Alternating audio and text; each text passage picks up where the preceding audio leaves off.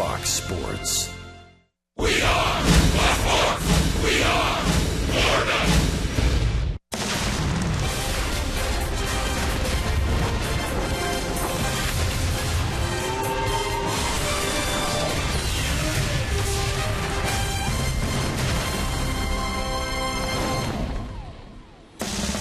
On a Sunday in Atlanta, Turner Field for the Marlins and Braves. It's been all Braves in this series. The Fish trying to avoid a sweep, trying to snap a 6-game losing streak. Hi, everybody. Rich Waltz, Tommy Hutton. Welcome to Atlanta. If the Marlins are going to snap that skid tonight, they're going to have to contain Nick Markakis, who's hot right now. Well, a couple of guys. It's been all Atlanta. It's been all Markakis and Pierzynski, but Nick Markakis has been on quite a run against the Marlins. In 11 games against the Marlins, look at his average. Here's a guy, 362 lifetime against the Fish in 19 games. He's 7 for 13 in this series. He's had some tremendous at-bats, fouled off a number of pitches. He's also driven in 5 runs in this series. And the Marlins are going to see a right-hander who darn near no-hit them back in May. The odd thing is, he hasn't won a game since, and that's Shelby Miller. It's really incredible. This 24-year-old right-hander made the All-Star team. He represented the Braves in the All-Star game. He's 5th in the league with a 2.44 ERA. He got to 2 outs in the 9th inning at Marlins Park, and it was Justin Bour who singled. D. Gordon would then single. He gave up 2 hits in pitching that shutout. 10 of his 14 starts this year, he's given up 3 earned runs or less. Yeah, there's a tough luck pitcher at Shelby Miller, and he's with the Atlanta Braves. Shelby Miller getting the start. You see the numbers really solid since that near no-hitter in mid-May. No run support. In fact, the lowest run support in all of baseball. It's a Brad Hand start for the Fish. The series finale in the ATL. Miami trying to snap the skid. Coming up.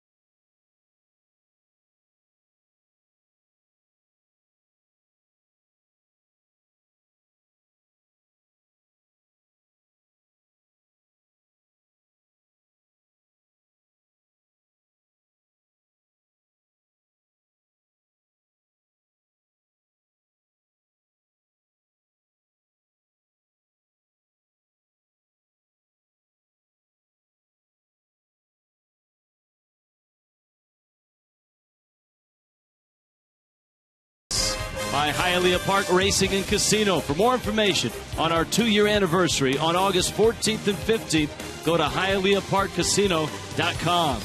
And by Auto Nation. Save on over 70,000 vehicles now. Visit us online at AutoNation.com. In Atlanta, Shelby Miller on his way out, hoping his team scores him some runs. The Marlins get their second crack at him. And the fish will come to the plate in this orderly fashion. It's brought to you by J.M. Lexus. D. Gordon, the leadoff spot. Ichiro is in right. Christian Yelich hits well in this ballpark. Casey McGee's at first. Martin Prado at third base. Cole Gillespie had a nice day at the plate yesterday. He's in center field. JT Realmuto behind the plate. Denny Echeverria at shortstop. Brad Hand will hit ninth. We have talked to Rich about the tough luck Shelby Miller has had. His last win, that start in Miami where he almost threw a no-hitter. 14 starts since then. 10 of those starts, he's given up 3 earned runs or less. He had a stretch during that time where he pitched 44 innings and didn't get any support at all. No runs. Zippo. The word is, though, he's handled it really well. He's not complained, and he's back out there for the Braves today in this ballgame. He was their all-star this year, representing the Braves. And so the 24-year-old gets ready to face D. Gordon, Ichiro, and Christian Yelich in Miami's first. A 5 o'clock start here in Atlanta. Pinch Penny brings you a 93-mile-an-hour fastball on the outside part for a strike. And this ball game is underway. The Marlins have dropped 6 in a row, 13 of their last 15, and have really scuffled since the All-Star break, going just 5-17. Gordon swings and misses, and it's 0-2. The Atlanta Braves were struggling until the start of this series. Atlanta, winners of the first 3. And Gordon chases a fastball up and out. 3 pitches, 3 strikes, 1 out. Just like that. No defense needed, but we'll give you the defense brought to you by BMW. Johnny Gomes, veteran, gets the start in left. Maben and Markakis in the outfield. Garcia, Simmons, Peterson, and Swisher. Nick Swisher making his second start as a Brave and starting all 4 games behind the plate. 38-year-old A.J. Pierzynski. That really is incredible in this day and age. Heck, even 30, 40 years ago, that would be incredible. Pierzynski's got the sunglasses on. I'm sure Carlton Fisk did it on a few occasions. Ichiro took a pitch that looked pretty good, and the count is 1 ball and 1 strike.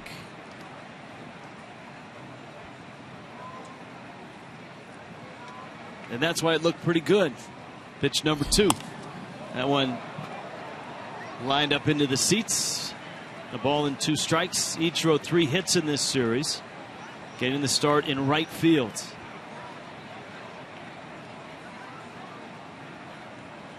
Lowest run support in Major League Baseball. And of course, one of the big pieces that the Braves got back in their offseason flurry of trades. And it cost them. Jason Hayward, who you almost thought was going to be a Brave for life. And right-handed pitcher Jordan Walden. Shelby Miller leaving nothing to chance here. No offense to BMW and your defense, Tommy. He struck out 2. Yeah, he's not leaving anything on the table. He's going right after the first 2 hitters with high heat.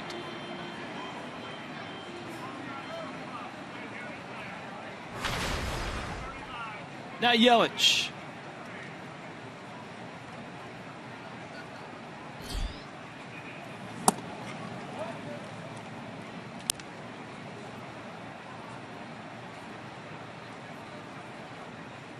Yelich a 1 for 4 last night. 5 hits in the series. This is a long one. This is the 4th game of a 4-gamer, a weekend series. What's the scouting report, Tommy? Well, we've seen nothing but fastballs so far, 2 and 4 seamers. And we've seen him attack hitters, and we've also watched that easy, smooth delivery.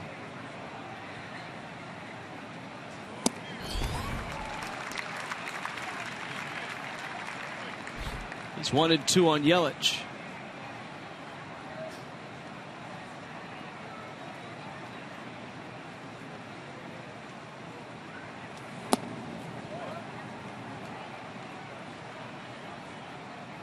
Braves last night getting 5 2/3 from Mike Foltynewicz. Miami, 6 innings from Tom Kohler. The Braves scored late and won it 7-2. Yelich bangs that one in the gap. Left center field. Well hit. Extra bases. Around first. Headed for second. Yelich will pull in with a 2-out double. Boy, that was a swing that you want to just picture and you want to repeat time after time after time. A slider. Miller tried to go with the slider. Yelich stays behind. Doesn't try to pull it. And finds that gap into left center. A thing of beauty.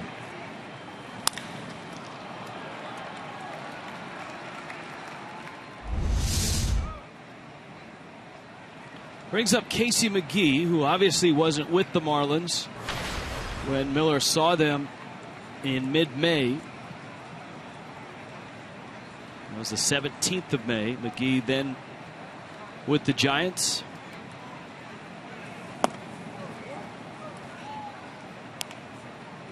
One of the things about Casey, there you see the number right there, 4 for 6. Probably why he's in the lineup today instead of Justin Bour.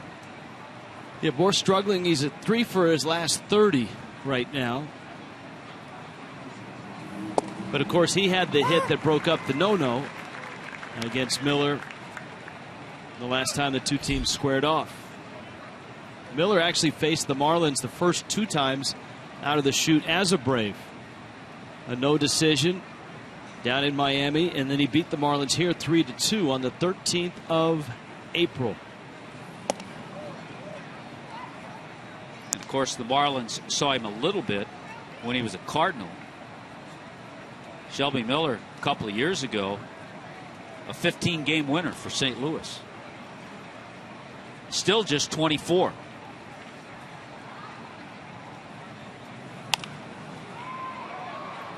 McGee's fly ball brings Markakis over.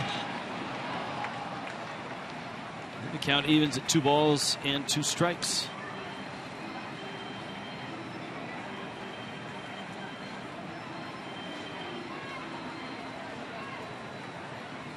You were mentioning earned run average, 5th in the National League. Zach Greinke leads 171. Jacob deGrom, Max Scherzer, Garrett Cole, and then this guy, Shelby Miller.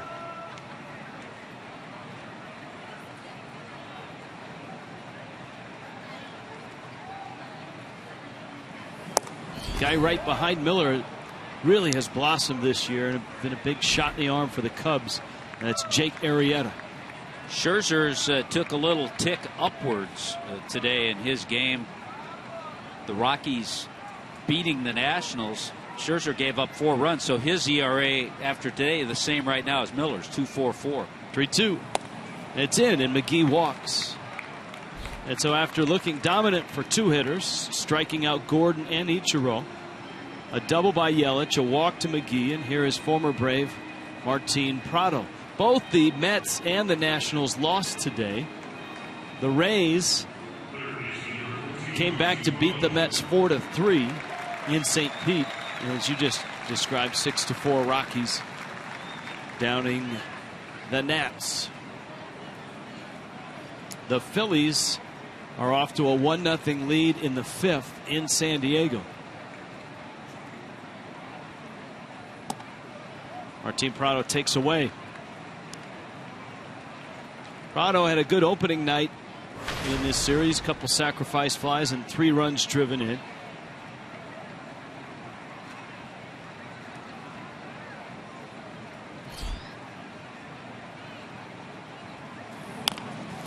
An excuse me swing, and it rolls up the line. It is foul. Boy. 1 or 2 less revolutions in the grass, and it doesn't come off the ledge and end up foul. I want to say a good decision, but there was really no decision to make, because if you pick it up, you're not going to throw Prado out. So just try to see if it goes foul. Garcia and Miller both decided to let it go, and it went foul. Remember the other night, 2 nights ago, Prado got a base hit his last time up, and we could hear him yelling something over at Chipper Jones, who was sitting right over there near the on-deck circle. He said Chipper, his whole at bat was yelling out to the pitcher, strike him out, get this guy out. Yeah, you're right. Prado lined a base hit, and then he returned the fire on his way up the line. That's a strike. You can see Pierzynski snap that thing towards the corner. And he needed the help. That was just off the plate. So it's 1-2.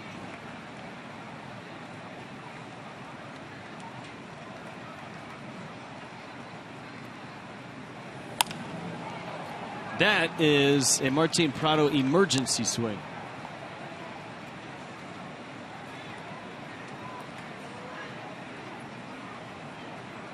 Had some really nice years, an all-star year as well with the Braves. Started out as a super utility guy and then worked his way into Bobby Cox's everyday lineup.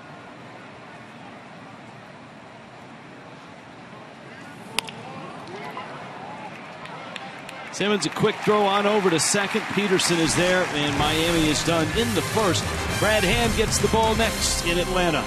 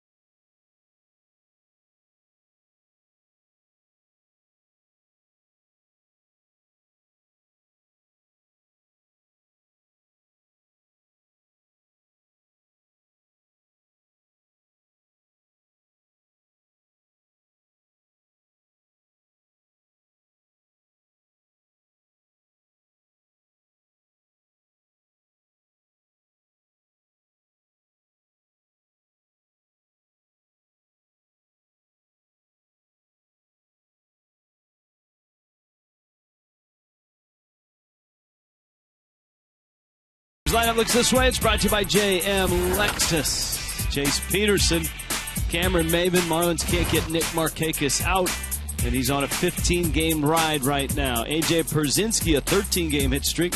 Johnny Gomes in left. Nick Swisher at first. Adonis Garcia's at third. Andrelton Simmons, after a thumb injury, back in there last night. He's back there tonight. Shelby Miller hits ninth for the Braves. Pretty good ERA for Brad Hand in his career against Atlanta as you look at his numbers for this season. In his career, Brad's ERA against Atlanta in 9 games, 4 starts, 3.41. And he'll always remember his first major league start. It was a loss to the Braves, but he gave up just 1 hit and 1 run in his 6 innings of work. That home run to Alex Gonzalez.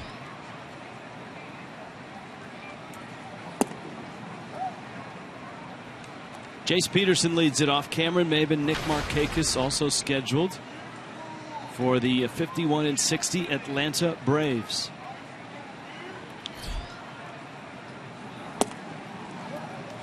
Brad Hand will always have a soft spot in his heart for the Braves.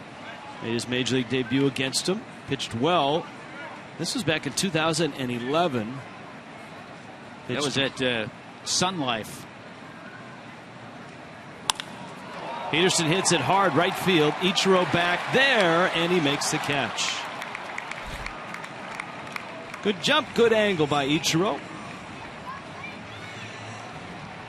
And that is usually the case when you watch Ichiro play the outfield. Check in on the rest of the defense, brought to you by BMW. Yelich, Cole Gillespie starting in center, and Ichiro in right. Prado, Echeverria, D. Gordon, Casey McGee around the infield. JT Realmuto behind the plate.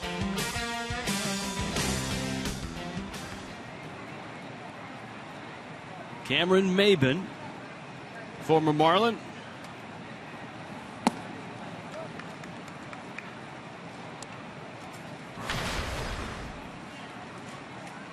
See Maben's numbers this year. That's a career high in runs driven in already at 48. He's really blossomed this year.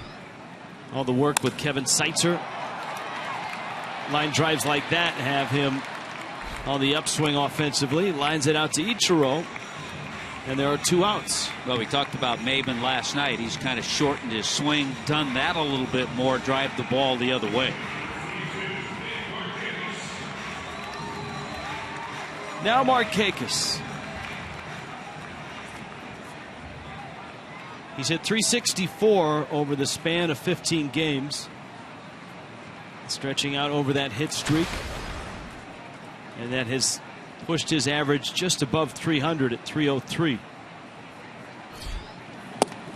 know, the funny thing, too, and you don't think of him as a leadoff guy, but the Braves have actually had him in the leadoff spot. Marlins haven't seen the Braves for almost 2 months here. But they've had him in the leadoff spot some, with success. Pulls that foul. 27 times he's been in the leadoff spot. And his on-base percentage is .376. Good job, by the way, from Hand. Brad going right after the Braves. He's throwing lots of strikes. A couple of balls hit hard, but they were both outs.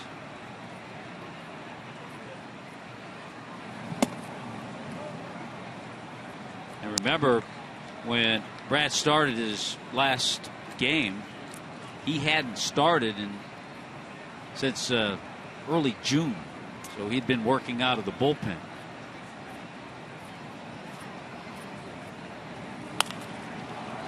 Popped up. Prado Echeverria, and it's Etch who makes the catch. 1, 2, 3 go the Braves. Nice start. A 9-pitch start by Brad Hand.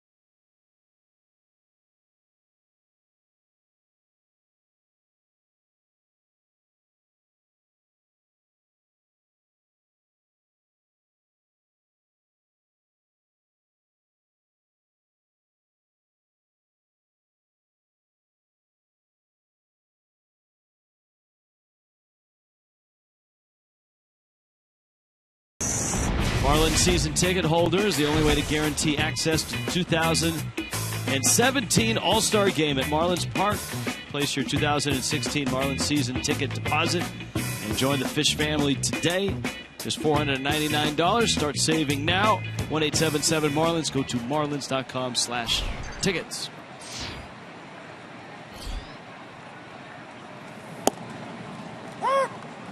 Here's Cole Gillespie.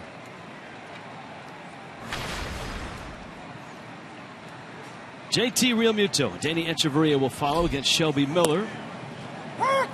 Gillespie a couple of hits in yesterday's ball game, a double and an infield single. Both drove in runs. He was in the 7th spot yesterday, promoted up to the 6th spot. He sends a little looper out into shallow right, and it's just beyond Jace Peterson's dive. Gillespie has himself a leadoff hit, and suddenly the Marlins look comfortable against Shelby Miller after he struck out the first 2 he faced in the first. Yeah, this is one of those, he made a good pitch, but Cole Gillespie, it's not how hard you hit it, it's where you hit it. And Gillespie gets the base hit.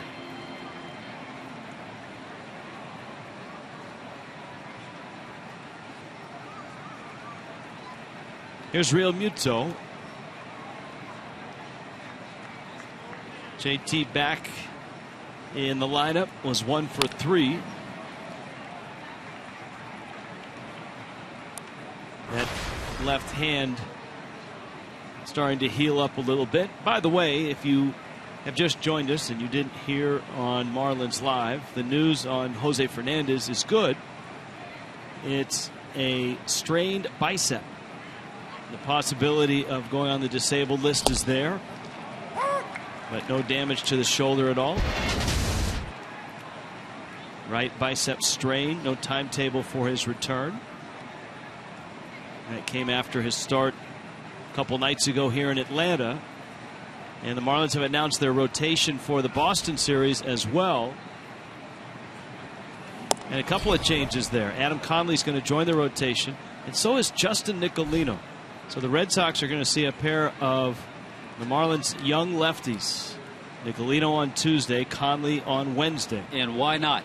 You get to this point, you want to see what these young guys have, how they work over the next month and a half. With the Jose situation, I had a couple of thoughts. There are probably some who say, you know, it's a mild strain, just shut him down. There's a look at the rotation. So Nicolino will join the club from New Orleans. We've seen Adam Conley with 1 start. Also, we've seen him work out of the bullpen. So, yeah, the Red Sox will see a couple of young lefties.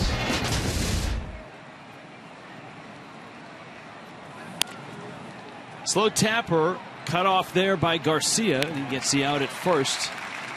Gillespie in scoring position. Real Muto out number 1. But here's my thought on Jose. There are probably going to be 2 schools. One school is going to say, well, if he has a mild, just shut him down. Wait till next year. The other school, which I think I would be a part of, would say if he comes back in a few weeks and he feels like he wants to get back out there and everything's healthy, let him go a couple of starts, then get him on a good offseason program and be ready for 2016. Well, and that's the deal. You want to see him pitch and be healthy for a month or a little over a month stretch in the big leagues, so you know what you have going into 2016. And the same can be said. In fact, Dan Jennings said this to me today. The same can be said about Jared Cozart. You want Cozart up on that mound, and you want him to get as many starts as he can in the big leagues, just so you know that he's healthy, that he's back, and you have a pretty good idea of what to expect in 2016. Well, that's a great point. We just showed you the 2 young left-handers. They're going to pitch against Boston. You want to see what they can do. And so the same holds true for Cozart. And hopefully we'll see Jose. I guarantee he wants to come back with a few more starts. 2-0 pitch coming to Adeiny Echeverria. He takes a rip at it. It's 2-1. 3 base runners against Shelby Miller. Miami had a Yelich double and a McGee walk with 2 outs in the first. A leadoff hit by Gillespie here in the second.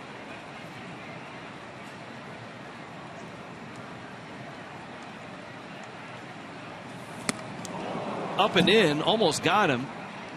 What it does is it moves Gillespie up to third. And it's, you know, actually, you think about it, for the Marlins, it's probably fortunate it didn't hit him, because Gillespie wouldn't advance and Echeverria wouldn't have a chance to drive him in. It would be hand at the plate. Boy, not an easy play for Pierzynski. Also may have gotten blocked out. Didn't see the ball. It's a wild pitch. He hadn't come close in this at bat. Well, I guess he did with this third pitch, but all the others are up and in to Etch. Let's see if he gets anything here. 3-1. Infield is in. And he didn't have a whole lot of interest in throwing Echeverria a strike. And then he doesn't walk much, takes the walk, and now here's Brad Hand. You look back at the lineup that Miller faced back on May 17th when he almost threw the no-hitter. It was quite different. Giancarlo, Ozuna were hitting third and fourth. Michael Morse hit sixth in that lineup. The catcher that day was Jonathan Solano, and facing Miller was Henderson Alvarez. See what Hand does here. He squares, bunts, first base side. Gillespie's coming home, and he's going to score. It's that first and third bunt play, and that's the perfect place to put it if you're Brad Hand. Well done. Miami has a 1-0 lead. Yeah, it's the old safety squeeze. You watch the runner at third base. He's not going before the pitch. He waits to see where the ball is. Cole Gillespie did a good job there himself as the runner, as did Brad Hand. Now he sees the ball drop. Here comes Gillespie. Great job done by Hand. He picks up the RBI and also moves Echeverria into scoring position.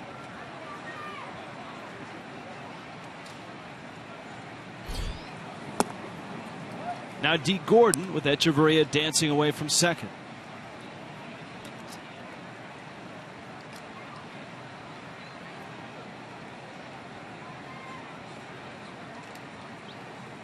Gordon struck out in the first. And he drives it into right field. That's a hit. Echeverria racing around third. Markakis' throw all the way to the plate. In comes Echeverria. And Miami, just like that, has a 2-0 lead. Well, remember the first at bat, Shelby Miller threw nothing but fastballs by D. Gordon. He stayed with that fastball. This one was down a little bit. And D. Gordon, after sizing him up that first AB, was all over it.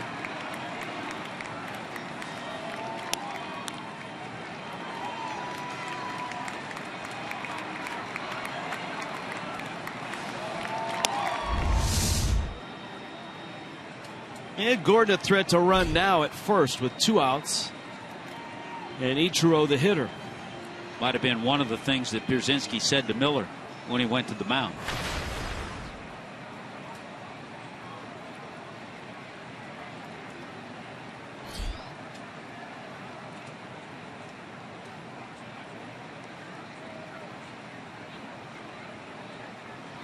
Nick Swisher, his second game at first for these Braves. He had a big day yesterday.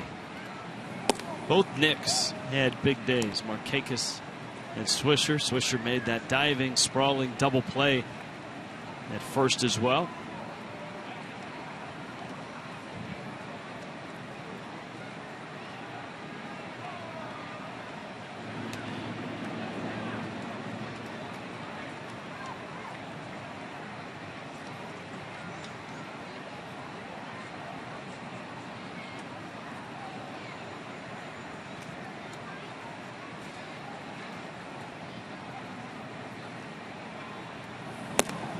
Pitch is up.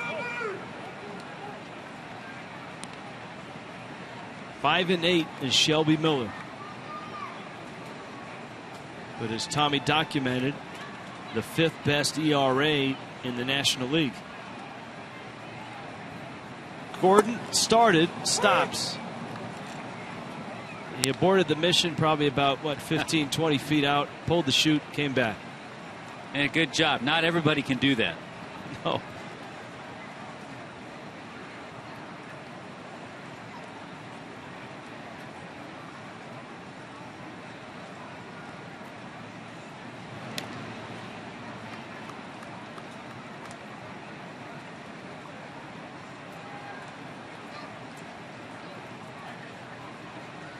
Brzezinski still wearing the sunglasses behind the plate. Bright sunshine on the mound.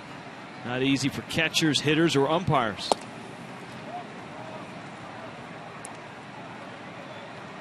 Boy, after those first 2 hitters, Miller hasn't been as sharp, and the Marlins have had good ABs.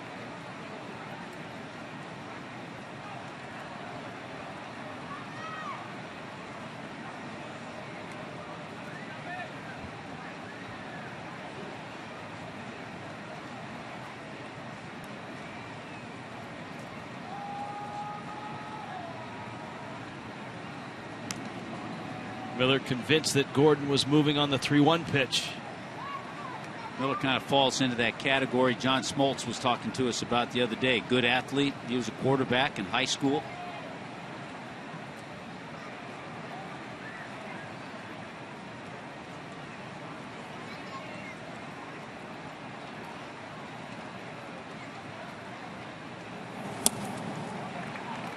Not running. Count full now. He'll be on the move.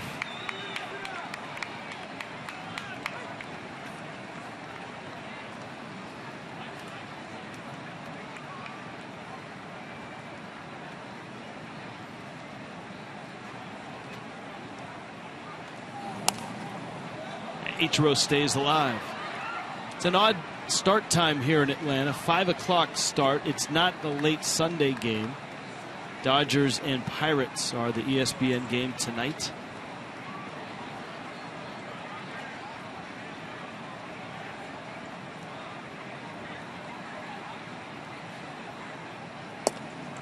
The culmination of alumni weekend. A 5 o'clock start. And a post-game concert. Third day is in concert. And so that's why you've got the 5 o'clock start time. Marlins have a short hop down from Atlanta to Miami with an off day scheduled tomorrow. And the Red Sox coming in on Tuesday and Wednesday. Roger McDowell trots out.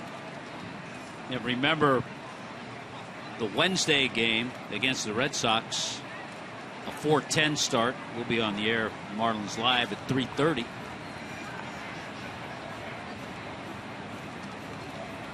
So a quick homestand. Then it's off to St. Louis and Milwaukee. This is the time I have to slip the people at the cleaners a little something extra. Get it done. Make sure I get it back in time.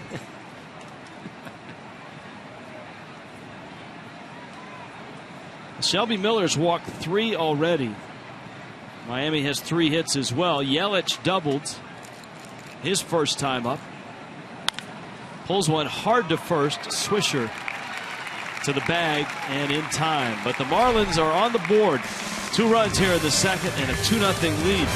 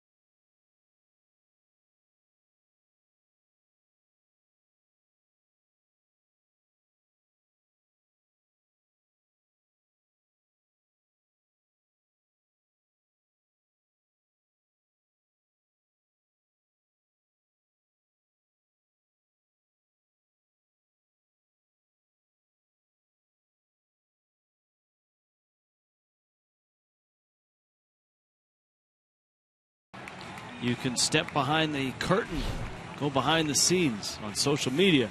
Fox Sports Florida and your favorite Marlins telecast on Instagram and Twitter at Fox Marlins. Now that's a good look. The Braves headband and a Braves outfit on a Sunday evening in the South here in Atlanta. And Brad Hand got some help from Ichiro in the first, who ran down a couple balls in right.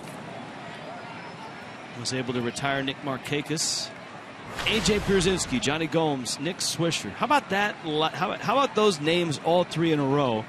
Just, I don't want to say grizzled veterans, but veterans, guys that have won world championships. Swisher with the Yankees, Gomes with the Red Sox, Pierzynski with the White Sox. There's a lot of experience. There's a lot of clubhouse value in those guys. Yeah, there are a lot of grizzle, like you said. I didn't want to say that. Yeah, there is. And a lot of personality, too. Oh, they all come with personalities.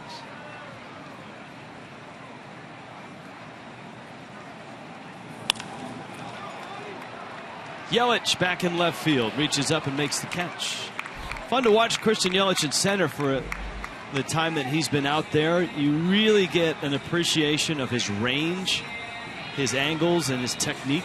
It's a nice feeling on a ball club to have a guy who's your left fielder, a Gold Glove left fielder, but a guy that you can put in center field and get Gold Glove play there too. He's got that range and those angles and that technique when he plays left. You see his numbers in left.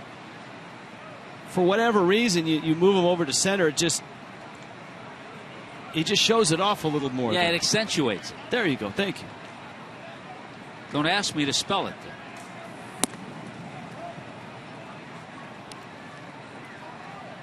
Gomes getting a start. Got Gillespie out in center tonight.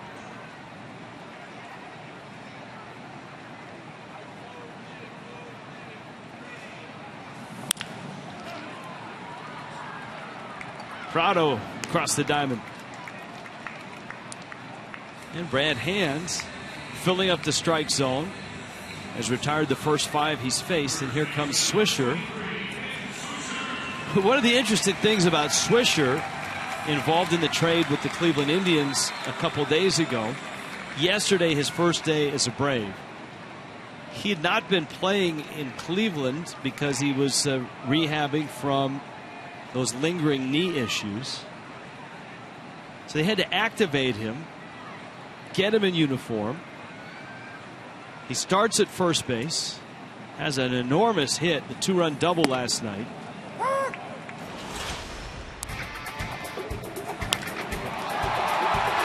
And the best part for Swisher and Braves fans is when he slid into second, an impromptu tomahawk chop.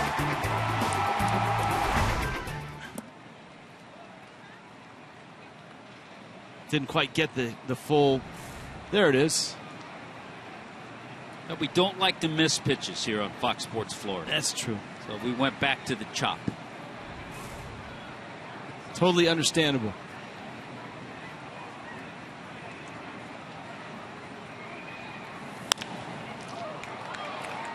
It glanced off of Hand's glove. D. Gordon had his back and gets the out. And Brad Hand has retired all 6 he's faced.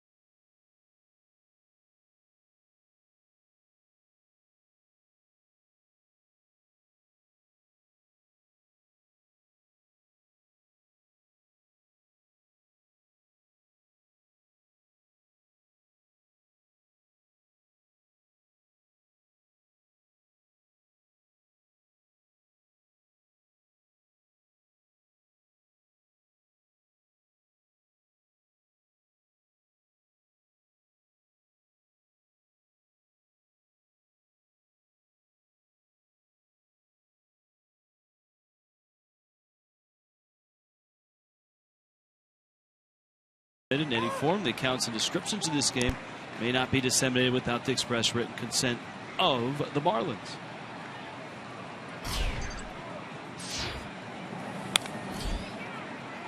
Well, how about the differences in these two pitchers through 2 innings? Shelby Miller threw 24 in the first, 24 in the second, so 48 through 2 innings. Brad Hand threw 9 in the first, 9 in the second. He's thrown just 18.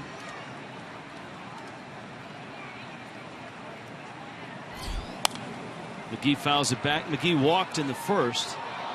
There's some nice at-bats for Miami. The Echeverria at-bat was a big one in the second. Brad Hand's nice sacrifice bunt to drive in a run, and then D. Gordon ripping a ball to right, and that made it 2-0.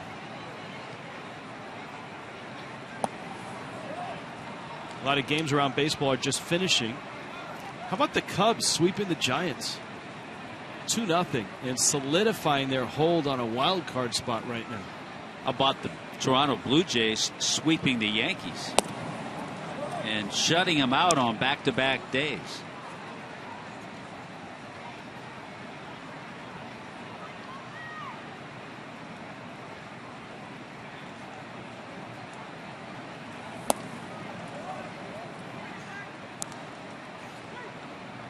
Three and 2 to Casey McGee.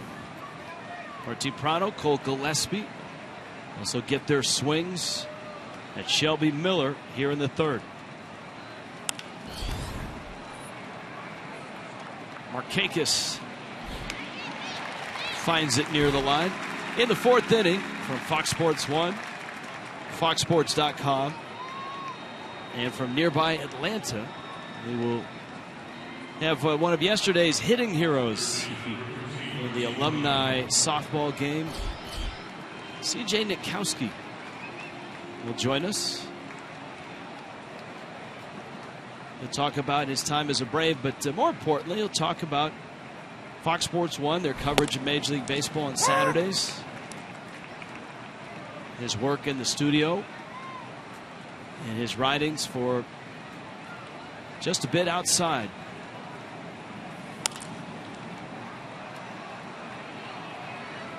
Swisher. Yeah, when all of our travels with C.J. Nitkowski's and ours with the Marlins, about the only time we get to see C.J. is once a year. Here's Gillespie.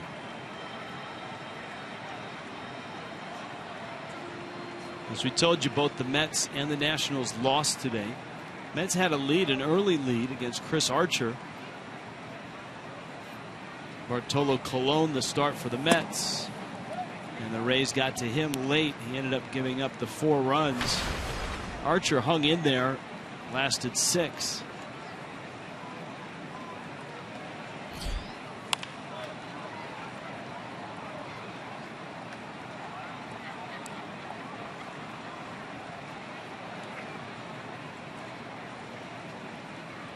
St. Louis had an early lead slip away against Milwaukee.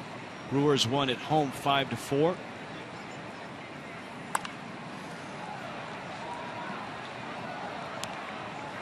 Despite a 3-run homer by Matt Carpenter, Marlins will see the Cardinals next weekend. It didn't do a whole lot to the Cardinals in the standings. They're still 71-40. 31 games over 500 with that loss. But I tell you what, every time you look at a Cardinal box score, you're getting a John Lackey performance, a Lance Lynn, a Martinez, Garcia. They've been getting some great starting pitching. And it's because of all that good starting pitching. As you see the central standings, the Cubs have improved to 62-48. They are the second wild card team. Because of all that great starting pitching that the Cardinals were able to deal Shelby Miller here to Atlanta and get a piece that they really wanted in Jason Hayward.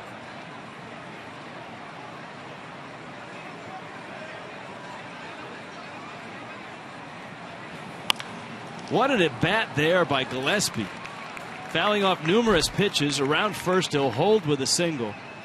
You talk about guys that have taken advantage of playing time and opportunities. Cole Gillespie is in his early 30s. He's a guy that's been in and out of the big leagues for different organizations at different times. But getting a shot as the fourth outfielder here in Miami, and then with Marcell Ozuna's struggles and an opportunity to play, he's really handled himself quite well. Yeah, that's a great point. And if not with the Marlins, there are a lot of scouts that watch these games, especially the last couple of months.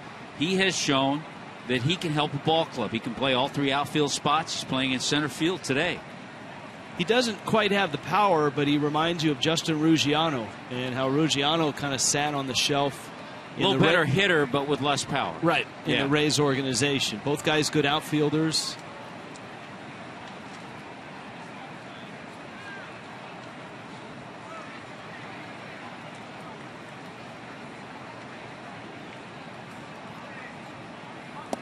That pitch that Gillespie hit was on a 3-2 pitch.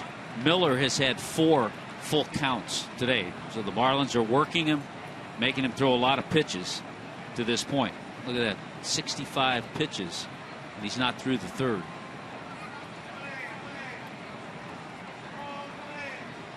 Gillespie running, pitches a strike, throw is high, and he's in there. Whoa! Wow. Looked like he was in.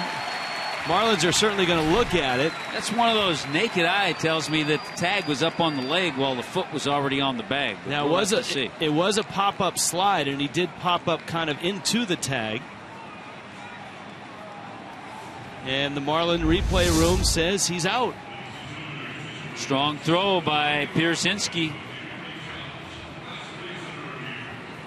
Oh, wow. Wow. No, they are challenging. They are challenging. Yeah. Dan Jennings went back down into the dugout, and I thought that was a sign of no challenge. And then he popped back out. Oh, yeah, absolutely. He's safe. He puts the tag on his shin, but his foot is on the back. Here comes the foot. It's a great slide by Gillespie. Boy, it looks closer on that one, though, doesn't it? It looks really close. That's what, to me, has been the most interesting about the replay and how we get different angles. And there's usually an angle that you and I don't get. You know, the one thing about that last super slow-mo replay, if you're looking for clues, and oftentimes umpires who are watching in New York look for clues.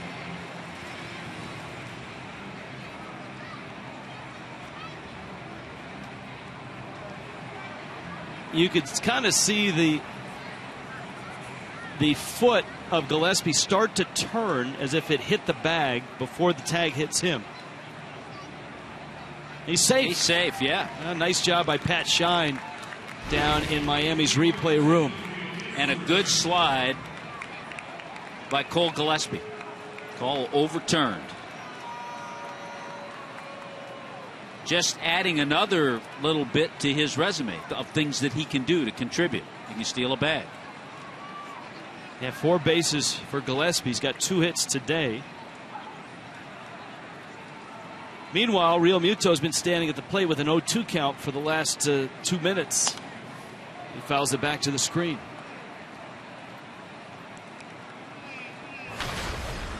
You're right, Tommy. Look at the pitch count. 67 pitches. Again, and it happens with every manager right now. Freddie Gonzalez going over in his head, talking to Roger McDowell, his pitching coach, how he's going to set up the bullpen for this game. That was the first question I asked, not Freddie, but Dan Jennings. How will you use your bullpen? Because, you know, Brad Hand had been in the pen himself. He went just 4 innings. You're expecting Kendrick Flores or someone like that. So we went through the scenarios. Who would have thought that it'd be Freddie Gonzalez right now that's going through those? Brad Hand has thrown 18 pitches in this game. And remember, after all the time working out of the bullpen, Brad threw 84 pitches in just 4 innings, his last start in quite a while. Here's that slide. Watch the foot bend.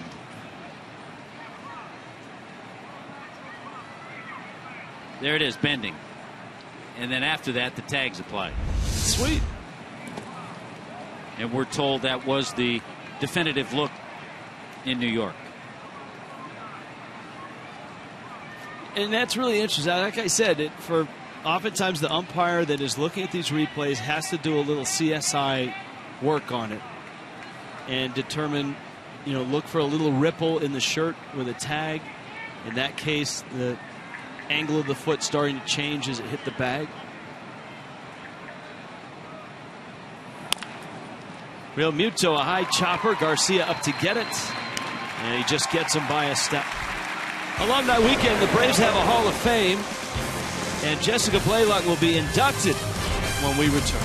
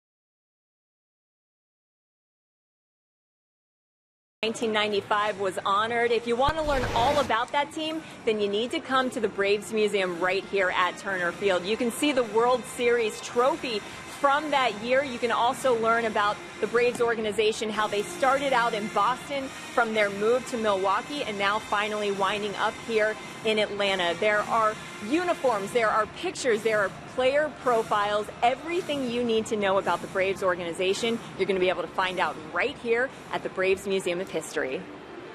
All right, thank you, Jessica. And if you want to know anything about the new ballpark, SunTrust Park, just bump into John Sherholtz before the game, as we did. Yeah. And he told us that the construction is ahead of schedule. Everything has gone smoothly with that new ballpark. In 2017, they expect, the Braves do, that it will be open for opening night, opening day. Adonis Garcia has had a nice series. Marlins didn't know much about this guy. Not many people have seen a lot of him. 30-year-old Cuban. Parts of 3 years in the Yankees organization. Reaches out, hits it hard to D. Gordon. Brad Hand just keeps getting outs. The hashtag FL Data Strong fan is what you want if you want to see yourself in the post-game show. Just tweet your strongest fan photo.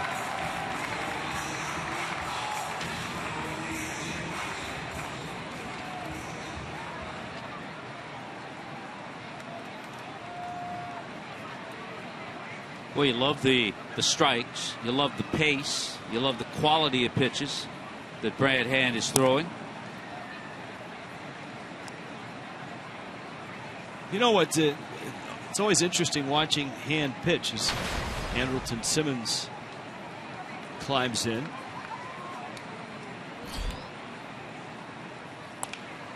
He works from the stretch. He feels like he's got a little better rhythm and feel, even though he is starting. And he's not a big drop-in drive guy. Yet he throws 93 to 95. That's where I was headed, and he's got a good quick arm action. See, we've worked long enough together that I usually know where you're headed. Rarely asking where you want to go eat dinner because you already know. Here's the 1-1.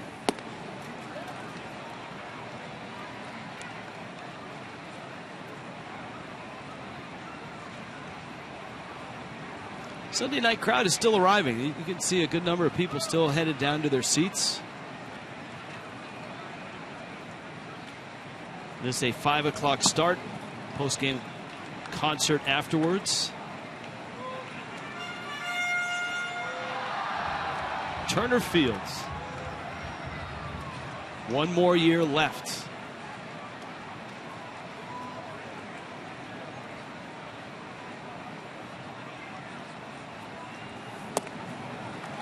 That's a strike. Simmons has to head back.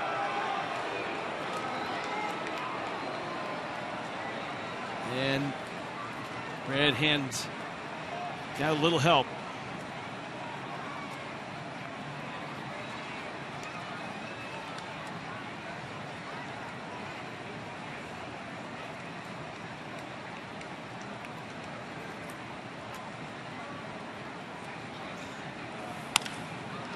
Simmons floats one to right. Boy, just terrific. Good pitch there to tie up Simmons on a 3-1 fastball. And I think the reason Brad started working out of the stretch, it just became more comfortable, as you pointed out, because he was working out of the bullpen. And most of his opportunities were with men on base, and that's how he'd warm up down there. So he just started to feel comfortable doing it. C.J. Nitkowski of Fox Sports 1 joins us for the 4th inning. Lots to talk about on this Sunday, a busy day in baseball. We talked about the 2 impressive sweeps, one in the American, one in the National, the Jays sweep of the Yankees, the Giants sweep of the Cubs sweep of the Giants. And Joe Madden sticking with that lineup change we talked about the other day, with Coughlin moving in from left to play second. Addison Russell at short. Kyle Schwarber, the youngster, in left. No Starlin Castro for now.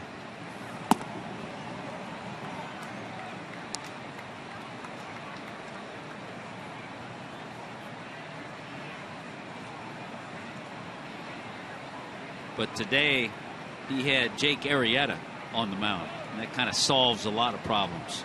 Yeah, Cubs had just 4 hits, but they win 2-0. That is a fair ball, and it's Shelby Miller who gets the first hit against Brad Hand. A 2-out double by the Braves starter. Came into that at bat just 2 for 38 on the year, but pulls the trigger, shows off a pretty good swing. And with Prado playing way off the line, a lot of room up that third baseline. Not expecting the pitcher to pull a ball like that.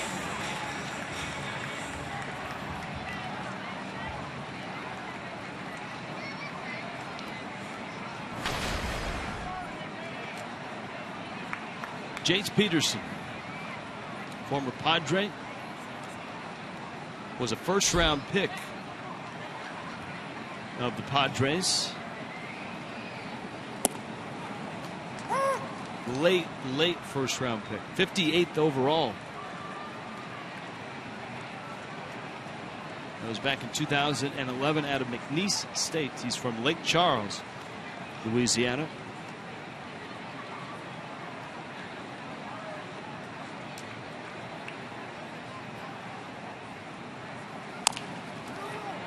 Pulls it to first. McGee is there, collects it, gets the out. Brad Hand, smooth sailing through 3. C.J. Nitkowski when we get back.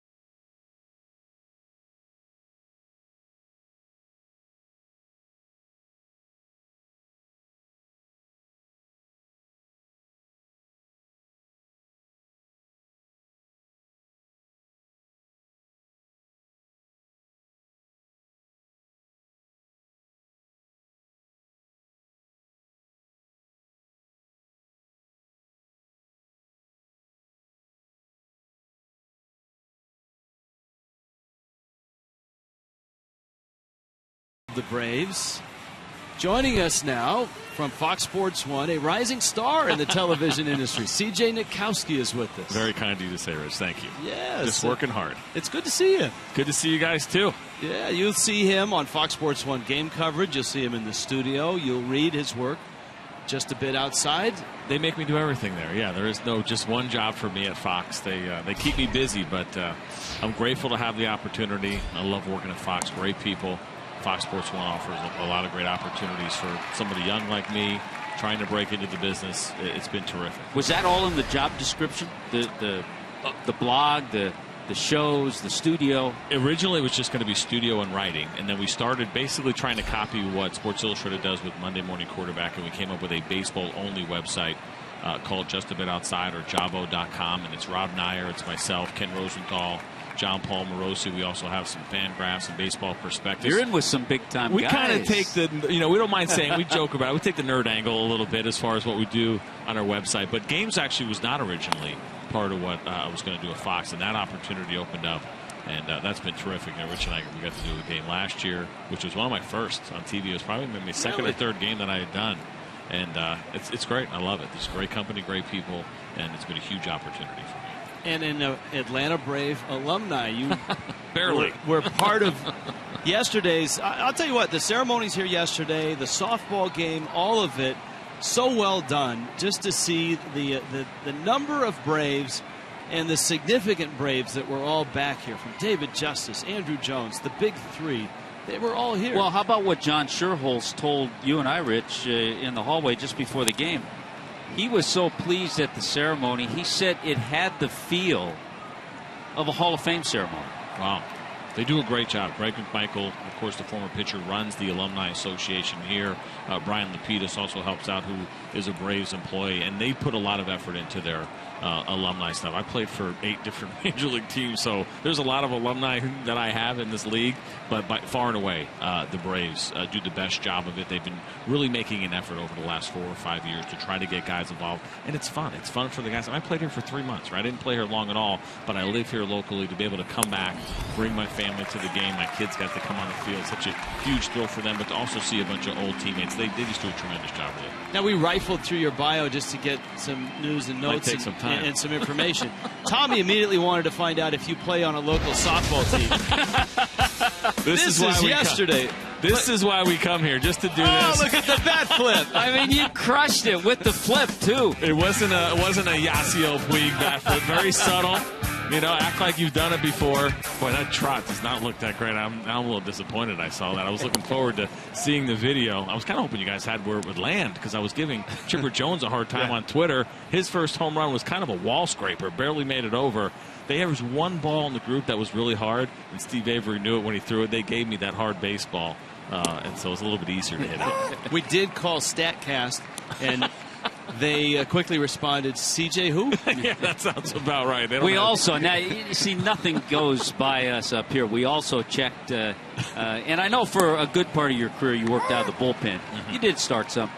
You had a couple of big league hits, though. And you probably remember them. Like they were yesterday. Ramon Martinez, 2 games before he threw a no-hitter, a broken bat hit, using Deion Sanders' bat, a little dribbler up the middle at Old Riverfront Stadium. You never forget that one. And they were especially memorable for me because I didn't hit in high school. I was a pitcher only by the time I was a sophomore in high school. That's how bad of a hitter I was. Wow. So that's why I get excited about hitting a home run in a softball game. That's why I get excited about having a couple of major league hits. It's a little more common now where guys become pitchers only a lot younger, but I was that bad of a hitter in high school that, those are nice moments I look forward to. Al Leiter used to tell us that all the time. He used to say, and he hit in high school, and he was a bad hitter. And Al would say, I was a bad hitter in high school, too. Well, I saw John Scherholz down in the tunnel before they did the little parade with the 95 guys. The rest of the alumni were finished, and I walked by him, and he goes, CJ, that's a nice home run. He goes, were you a pretty good hitter in high school? I said, I didn't even hit in high school, John, if you can believe that. So it's always nice to get a compliment from a guy like John Scherholz on your softball swing. That's right. D. Gordon in the box right now. Shelby Miller really has labored through. 83rd pitch. And he catches the outside part. The top of the 4th. I'm sure you guys have talked about it a ton, but he is used to seeing that 0, isn't he? Yeah. It's unbelievable. I mean, it has to be luck, right? You see a guy once every year or so, every couple of years, it just seems to be the guy who has bad luck all year, but that's got to be wearing him down a little bit. You wonder if Major League Baseball actually sends that pitcher notice in the mail that says, you are the guy this year. The old saying is that he's just been pitching on the wrong day. Mm-hmm. And then you get a guy like Drew Hutchinson who struggled in Toronto, leading the league. That's going to be a fair ball and a base hit. Nick Swisher, good for hockey, not so much for a first baseman. How about Nathan Eovaldi getting tons of run support this year? Him and Hutchinson, I think, has 10 wins with the Blue Jays, and he's getting about 7 runs per game. His ERA has been just around 6 or under 6. It's a matter of being in the right place at the right time. Well, he knocked it down. Let's see, Swisher. Remember yesterday he had that terrific catch on a line drive and then tagged the base with his hand. It looked like he was trying to catch it with his foot while making that play. No other guy in Major League Baseball like Nick Swisher. Like, still, you see him upset, the facial expressions. He is as animated as any Major How about League last player. night? Yeah, Give him the chop. He loves it. It seems like nothing can get that guy down. It's a fantastic attitude. That one skips by. Swisher trying to retrieve it. Gordon arrives at second. And what looked like smooth sailing here in the fourth for Shelby Miller suddenly has D. Gordon in scoring position with 2 outs. What have you come up with, CJ, and doing your research on so many players with the year that D. Gordon's having? I tell you what, I have to admit, shamefully admit, that I looked at what happened last year with him in Los Angeles. Right, you saw kind of the poor second half, and you kind of wondered, did he just have that good first half, and is it going to be able to carry over when he got to Miami? But it seems like there's been a little bit of a rejuvenation for him, right? Coming here, basically coming home for him, coming to the state of Florida. He's doing exactly what he did the first half of the season, but now he's carrying it over the course of the full season. He's a tough out. He's not going to take you out of the ballpark, but he's going to make contact. Shortens the swing, which we don't see a lot of, right, in Major League Baseball anymore. I'm sure you guys have talked about that a ton. 2 strikes, guys are taking huge swings like we've never seen before. He is not one of those guys.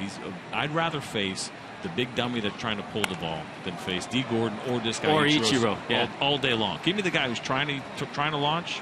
If I hit my spot, I'm going to get him out. D. Gordon, Ichiro Suzuki, I hit my spot, I still may not get him out. Ichiro at 41. And behind the count 0-2. Braves bullpen active. That one foul back. You also pitched in Japan, didn't you? I did, yeah. 2 years in Japan and actually 2 years in Korea as well. And you go down the list and there's 4 of the teams of, I think, 11 different. Which one was the most fun of those teams? Probably Doosan. Fukuoka was really cool. That was Japan. The other 3 are Korea. When I was in Fukuoka for those 2 years, I played for Sadaharu O. 868 home runs, and which was just an incredible experience. I will tell you that Bobby Cox here in Atlanta was probably one of my favorite managers. I had 40 of them in my career, but certainly Sadaharu in Fukuoka was an interesting one. Simmons the first, high throw. Ichiro's out on the tag.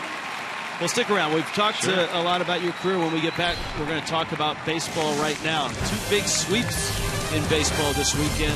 2-0 Miami here.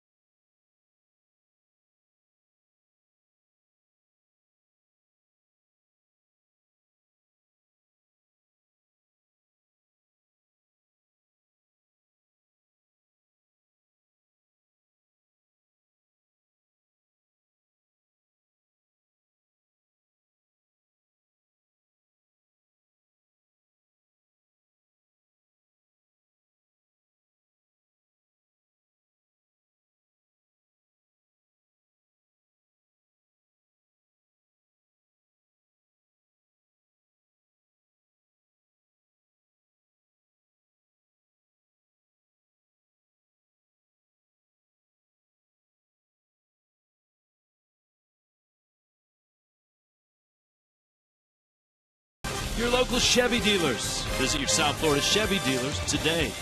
By Checkers, mix and match our famous Big Buford and Big Chicken Deluxe. Get 2 for $5. Checkers, it's in the bag. And by the all-new Ford F-150, it's the future of tough. Atlanta Aquarium. C.J. Nikowski spends a lot of time there. You know, I live here. I've never been to that aquarium. Shamefully, my family has been there. I'm embarrassed to admit it. That looks awesome. It is. I got to get there. And when you're down there, go to the aquarium and then go to the Coke Museum. I haven't done any of the touristy stuff. I've lived here for 10 years. All right, let's put you to work now. Let's talk about... it's supposed to be my off weekend, but all right. First, the National League and what you've seen so far and what's happened this weekend with the Cubs beating the Giants again, 2-0. Cubs have a pretty firm hold now on that second wild card spot.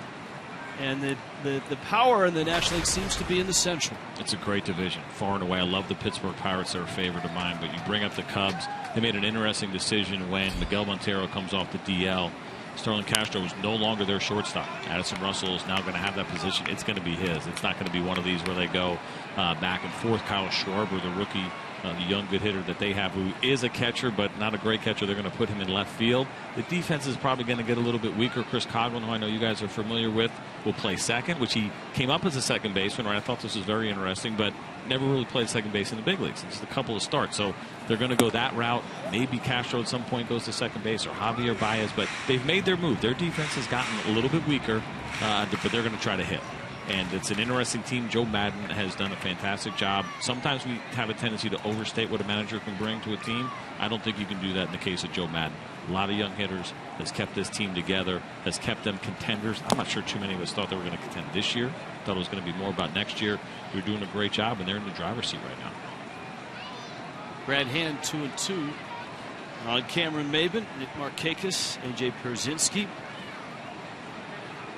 Hand into the rotation after a long stay in the bullpen and not a lot of work in that bullpen. He went 4 innings in his last start, and here he is in the 4th.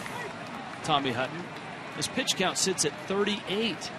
Well, that's the good news. The little bit of bad news is that he threw 84 pitches in his 4 innings last time. However, that just helped him build up to get to this point, and he's much sharper today.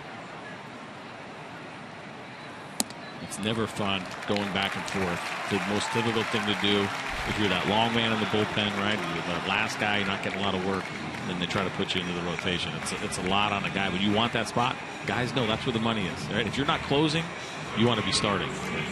And that's something that Brad has had to do in the big leagues, and this year he changed his routine, and he really, it took a lot of discipline, he said, but he just decided, every other day I'm going to have a bullpen or a throwing session just to stay sharp, because he wasn't short relief. He was kind of the emergency long man.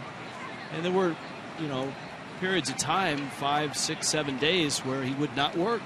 It's the toughest job on any pitching staff to be the long man, because you're sitting there waiting. You have to be ready, right? So that was the situation. And you wouldn't throw for, like you said, 3 or 4 days. Maybe you don't throw a bullpen either. And all of a sudden now you're not sharp, and the team needs you to eat 4 or 5 maybe innings, and that can be frustrating as well. He made a really smart decision to do that, to throw that bullpen every other day. The thing about it is you don't want to throw it and then have to pitch, or pitch the next day and say, oh, did I waste too much in the bullpen? It's just a really tough spot to be in, but I like that approach. I think it's smart to go ahead and throw that pen every other day. And on the positive side, for Brad Hand, he's left-handed and he's 25. That's always a positive thing. I played for a total of 19 years, and you saw the 4 teams in Asia that I played for. It bounced all around. Being left-handed, as Gene Guidi, one of the old writers on the Detroit beat, once told me, it's like having a license to steal. And it pretty much is. No, that's being a broadcaster.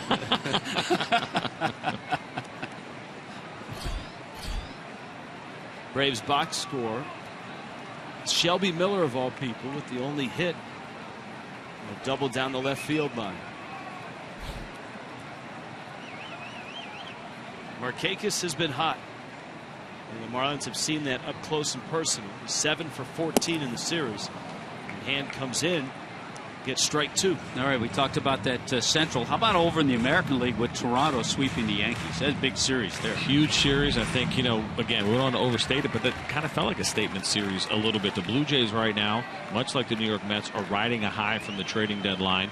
their front office came in and said, you know what, we're in. We're going to get you David Price. And it started off with Troy Tulowitzki, which seemed a little strange. Even when they picked up Tulo, for me, it did not change them as far as what we thought about them getting to the postseason. They already hit. They were already leading Major League Baseball in runs scored when they picked up Tulo. But then when they got David Price and then LaTroy Hawkins, Mark Lowe, two bullpen pieces that they very much badly needed, all of a sudden things change. And it does ignite a team, and it infuses energy in a team. Years ago when I was in Houston in '98, we picked up Randy Johnson at the deadline. I remember what that felt like as a team. You get excited about that. Year. He dominated. It was his first time ever in the National League outside of his little bit of time in Montreal, but before he was the real big unit, the real Randy Johnson, that was his first time, and he absolutely crushed it. I want to say he went 10-1 in his 11 starts, something ridiculous, but he absolutely dominated. But that sends a message to the team, and it's nice to know when your front office is behind you, and when your front office makes the kind of moves at the deadline that says, we're in. We believe in you guys. We expect you to win.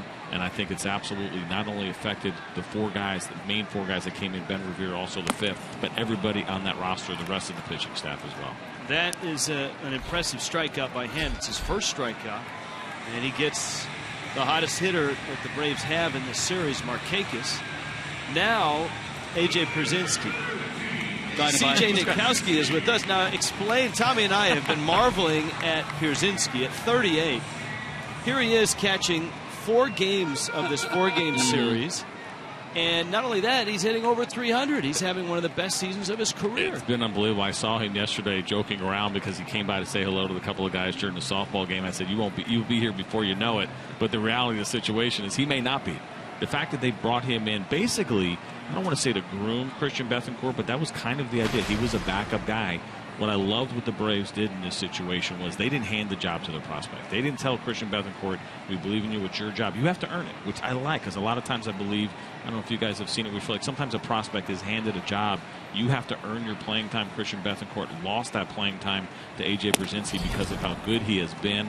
I did a game here early on. I remember talking to Freddie Gonzalez, and he was like, don't talk to me about A.J. Pierzynski. He was doing great. And he says, A.J.'s on him every day. Coach, I'm in the lineup today, kind of joking around with him. But he's continued to get it done. At his age, it's absolutely fascinating. And I think there's a couple of contenders that would love to maybe try to get their hands on him at this point and pick him up the rest of the way. But I don't even think, as low as his salary is, that he would even clear waivers. It's amazing the guys that have cleared waivers. That always amuses me, that the big trading deadline, if you don't get a guy, then you're out of luck. But then you hear that a James Shields skates right through. Guys who have significant salary. We were thinking the other day about a Johnny Gomes. Somebody might want to pick up a veteran right-handed bat. 100%. And the guy who's won before, right, for both of these guys, A.J. Pierzynski, guys that are not just veterans, but guys that have won, gamers, guys that really can infuse something into a team. We were talking about that. You look at these 3 names. If you said that on this date you're doing a Braves game and you're going to have Pierzynski, Gomes, and Swisher, 3 guys who have all won world championships, 3 guys who have great clubhouse gravitas, and as Tommy pointed out, also great personalities. Huge personalities, and I talked about Swisher a little bit, but really all of them. And those are the kind of players you'd love to have around your younger players, right? We know what's going on here with the Atlanta Braves. They've done a great job, a quick, 1-year turnaround as far as they are no longer that big strikeout team as bad as they were a year ago. Shot at 2, Gordon's turn, and he turns it on a good takeout slide. Miami gets a double play. C.J. Nitkowski, thanks for coming by. My pleasure. Great seeing you guys. Thanks, C.J. Thanks for having me. Get me out of the suite for a little bit with all the big alumni. I'm going to go back now, and I'm going to bring it down in that room a little bit. Make sure you get in the room. You tell them we showed the home run over and over. That's right. Well, I'll talk about that a lot. All right, good.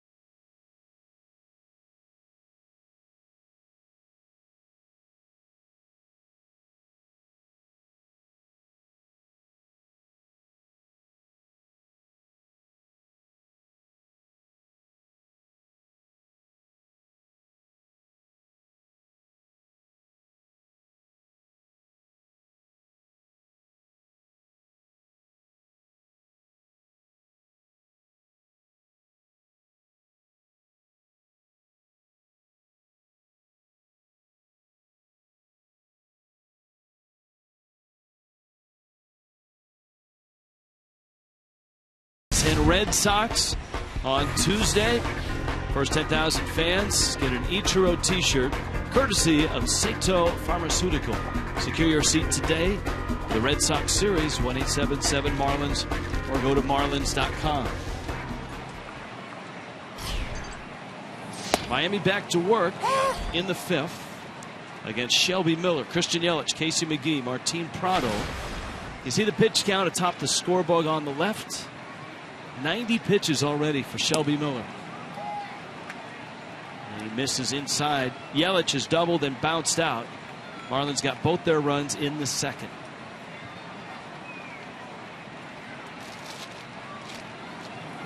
The amazing thing, though, about Shelby Miller, Simmons, as much as he struggled, it's still just a 2-0 game, and once again his offense hasn't given him any runs. That really is incredible. Now you don't want to say it's R. Kelly warming up. It's Ryan Kelly. R. Kelly usually warms up in a different venue.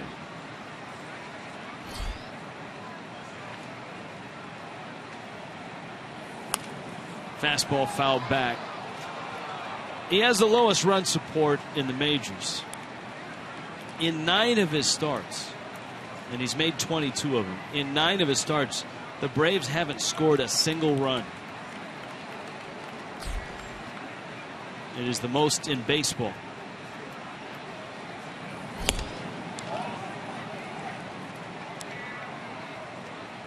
South Florida Hunt Dealers get you ready for the Red Sox and the Marlins. Greg Minervini, Jeff Conine. Justin Nicolino gets the start for Miami. And the other news today about the rotation, Adam Conley is also into the rotation.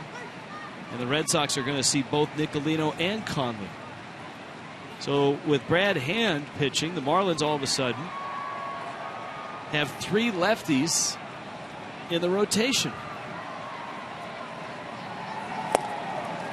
Yelich swings and misses. Miller gets a strikeout. I wonder if in either of those 2 games we'll see Big Papi as a first baseman. I know he played there a few times early in the year. I would imagine yes.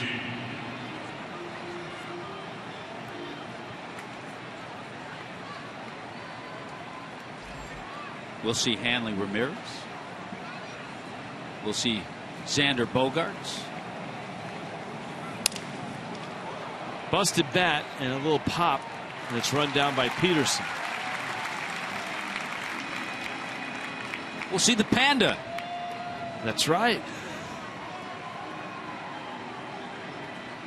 Fox Sports Supports proud to team up with the Boys and Girls Clubs of America. Boys and Girls Clubs help young people to reach their full potential as productive, caring, and responsible citizens through programs that promote character and leadership, education, healthy lifestyles, and more. Go to foxsportsupports.com. Now Prado. The Red Sox won on the road and beat Detroit 7-2.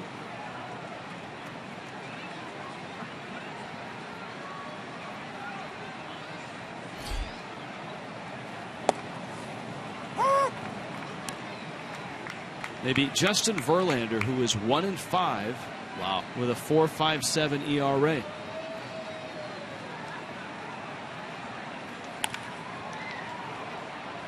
Prado into right center. Maven's tracking, and he's there, and he makes the catch. Quick inning for Shelby Miller. 2-0 halfway through in Atlanta.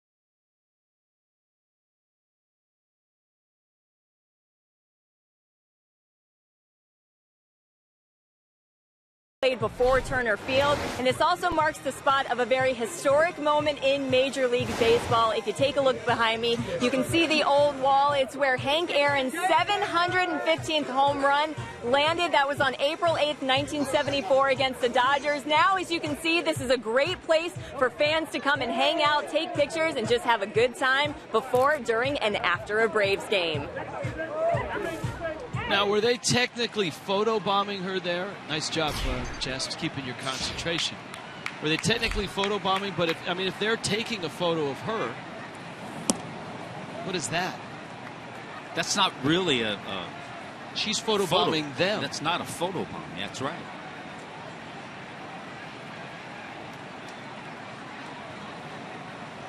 Johnny Gomes. Brad Hand. This is away. It's 2-0. Nick Swisher, Adonis Garcia in the bottom of the 5th.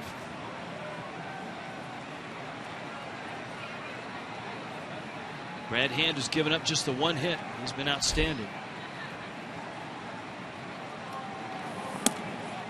Shift on for Gomes. And it's 3-0. There's your Big Poppy. Hey, Big Poppy.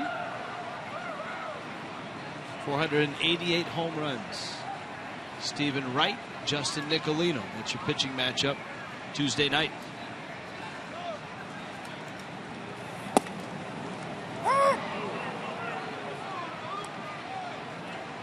Strike to Gomes, the Chaska, Minnesota native, Brad Hand. And believe it or not, it's taken to the 5th inning for our first mention of Chaska, Minnesota.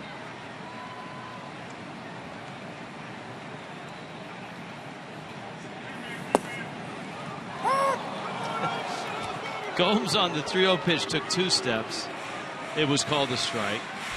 On the 3-1 pitch, he took about 4 steps.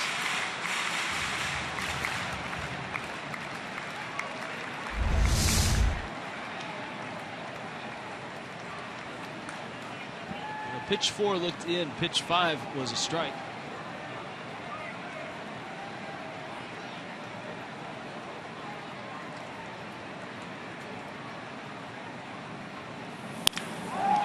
Lines it right center. Gillespie is there and runs it down. Nice job by Cole Gillespie.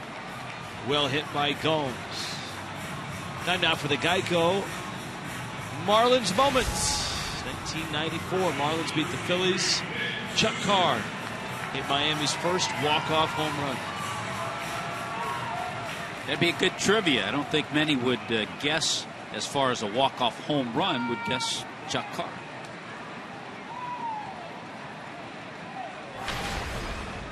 Now the energetic Nick Swisher. Only 30 games with Cleveland. This is game number 2 with Atlanta.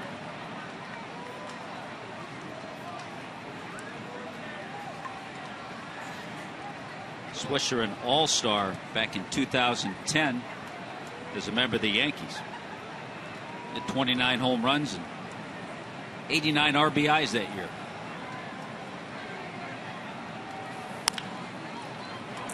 It's fair. Prado across the diamond and a tough hop for McGee over his head. Swisher a quick left turn and he's in at second base.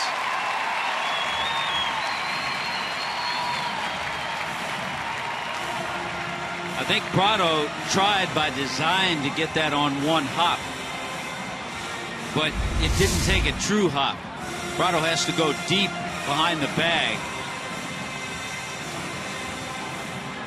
The hop on the grass usually is a more true hop, but for some reason that one skipped high over the head and over the glove of Casey McGee. So the error goes to Prado.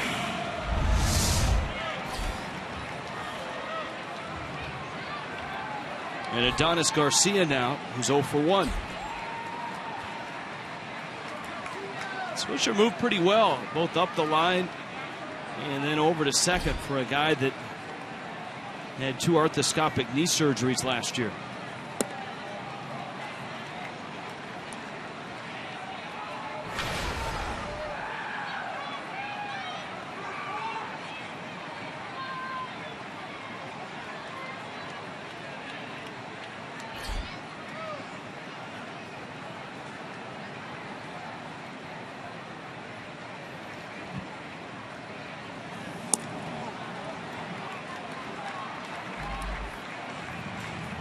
falling behind a little bit more the last couple of innings than the first three.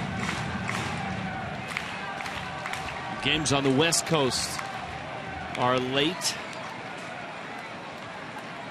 Bottom of the 8th in San Diego. The Phillies have a 5-1 lead over the Padres.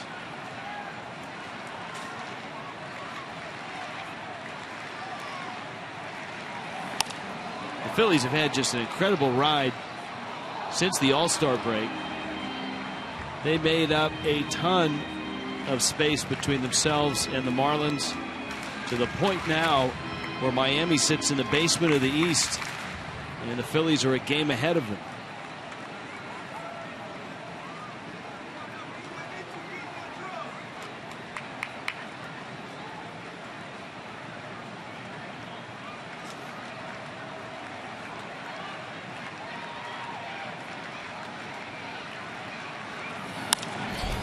The other story in that game is that San Diego, remember the Marlins saw them right after the trading deadline. The Padres stood pat. They did not make a lot of trades, and they're starting to sink.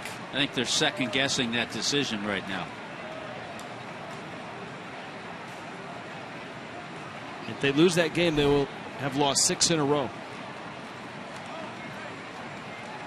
They came into play today 10 games out of the wild card.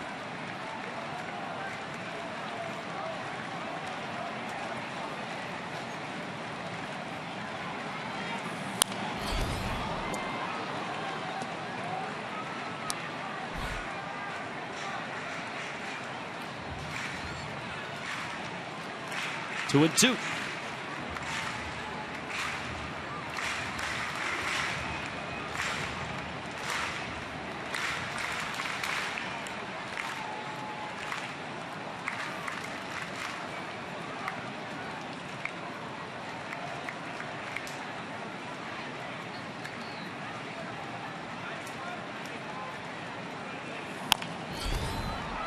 McGee goes and gets the big hop and gets the out.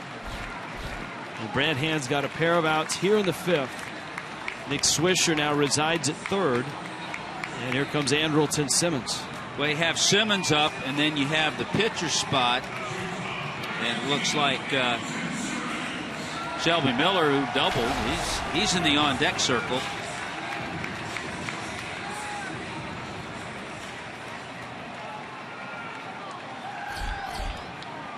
Of course, Miller's pitch count right at an even 100 now, and warming up in the bullpen, Ryan Kelly, who has been warming up for a while, so he's ready.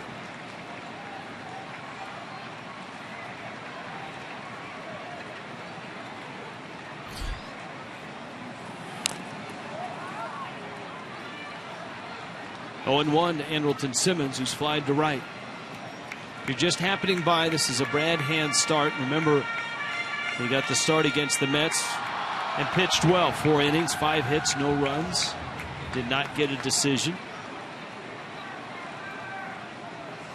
Hand starting against Shelby Miller, who is 5th in the National League in ERA. And so far, Brad has struck out 1, walked 1, gone 4 2/3, given up just 1 hit.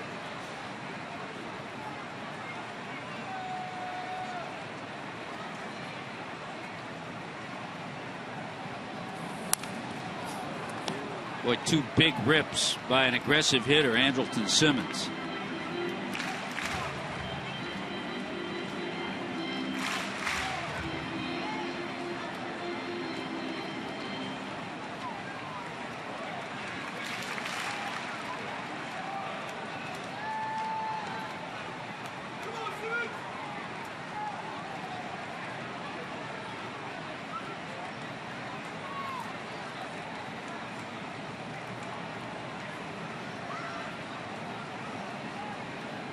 Oh, 2. Good pitch. You saw Real Muto shift inside with the count 0-2, put the target a little bit above the belt. Brad Hand didn't miss it by much. That's exactly where they wanted to throw that pitch.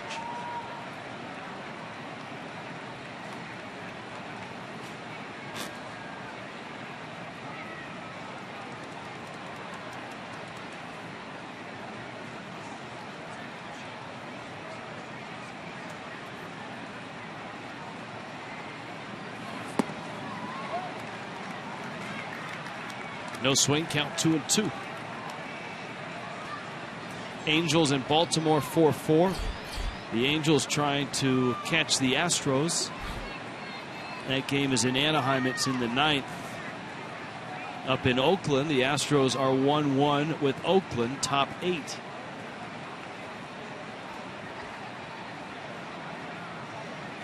Boy, the pace for Brad Hand has really slowed down. And remember how early in the game we commented on the good pace. The last few pitches, especially since Swisher got to third, Brad Hand's been over 30 seconds by the time he gets the ball until he throws it to Real Muto.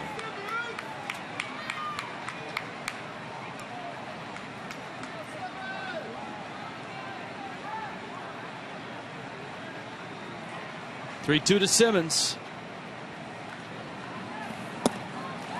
And he lost him.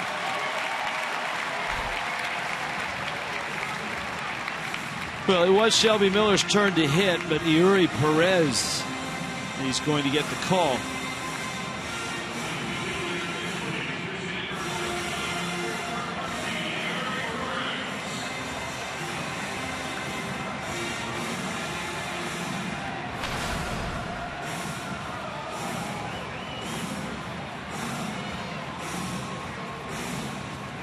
Hand at 66 pitches, trying to get through this 5th inning.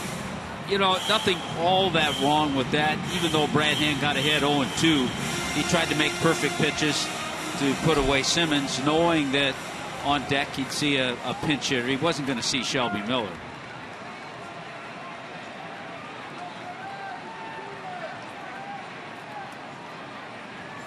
In this spot with runners in scoring position and 2 outs. He's had some big hits. 25-year-old Dominican.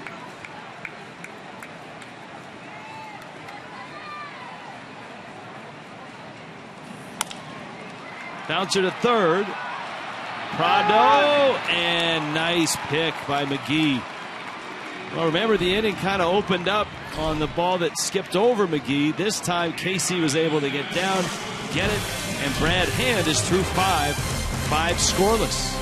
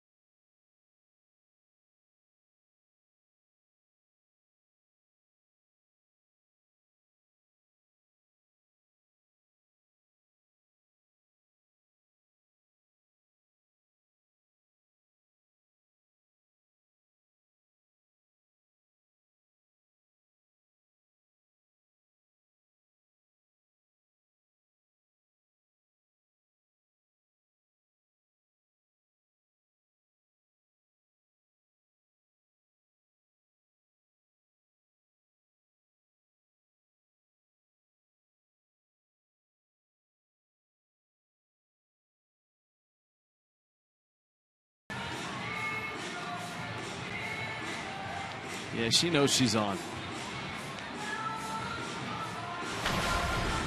Ryan Kelly does come into the ball game after warming up for a while. Kelly takes over for Shelby Miller. Once again, Miller pitches in a start for the 10th time this year, and this is his 23rd start. 10 of his starts, the Braves have not scored a single run. That's pretty incredible. It's hard to do. And talking with one of the Braves radio voices, Hall of Famer Don Sutton.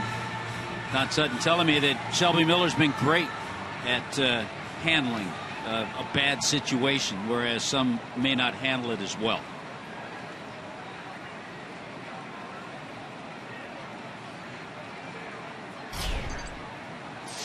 Cole Gillespie. JT Realmuto and Danny Echeverria. Gillespie, another nice game. Couple hits, a stolen base, has scored a run.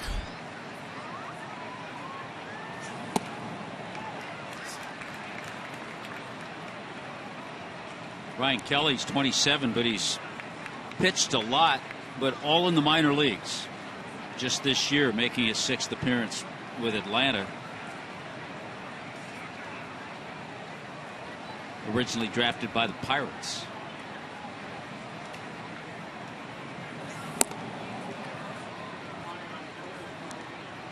But it's an area where the Braves have made a lot of moves in their bullpen.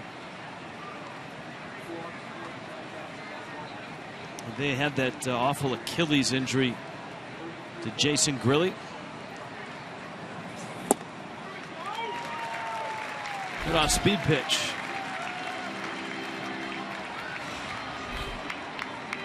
You can renew your season tickets today, and you'll have a chance to win a trip to the 2016 All-Star Game in San Diego, along with other incredible prizes and experiences that are given away daily.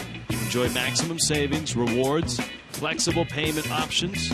Renew by phone 1-877-MARLINS or at marlins.com. Realmuto's bounced to third twice.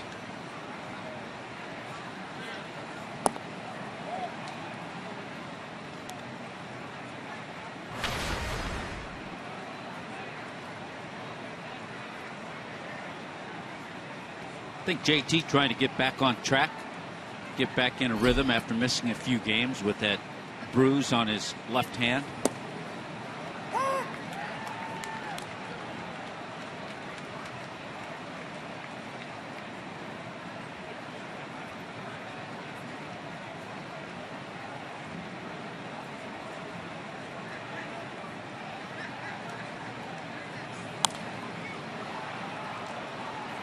One and two. Late game tonight, Dodgers and Pirates just finishing in Seattle. 4-2. Seattle beats the Texas Rangers. Phillies a 5-2 lead in San Diego in the ninth. Reds and Diamondbacks in the desert. Bottom 8, 3-3. Little tapper. Kelly to first, and Realmuto was going to beat that out anyways. Swisher had to dive over to get it. That's going to be an infield hit. You don't see too many infield hits between home plate and the mound. Out of the box in an unbelievable time. And JT getting up the line. No play at all for Ryan Kelly. He's fortunate that Swisher made a good play at first to come off the bag and keep the ball in front of him. Clubhouse Confidential on JT Realmuto on Marlins Live today. He's at first, where he's greeted by Nick Swisher. Echeverria. Of course, Swisher spent a lot of time in the outfield, but I'm sure enjoys first base much more because there a lot more conversations go on. Talk about that Dodger Pirate game. Alex Wood, the former Brave, makes his second start as a Dodger in that game. Realmuto's running, and Echeverria fouls it back, and he got another great jump there. He was motoring to second. Charlie Morton starts for the Pirates. He's a former Brave, too. That's right.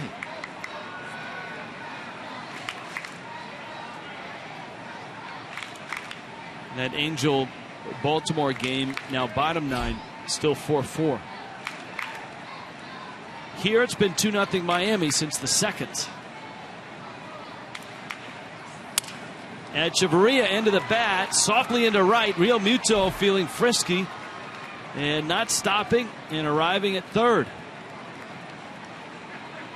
And the Marlins are set up at the corners, and here's Hand, and here's another look. Well, what a great job by Echeverria. And I think, Rich, this is just off the top of my head, I think I've seen him do that more this year than in any of his previous years.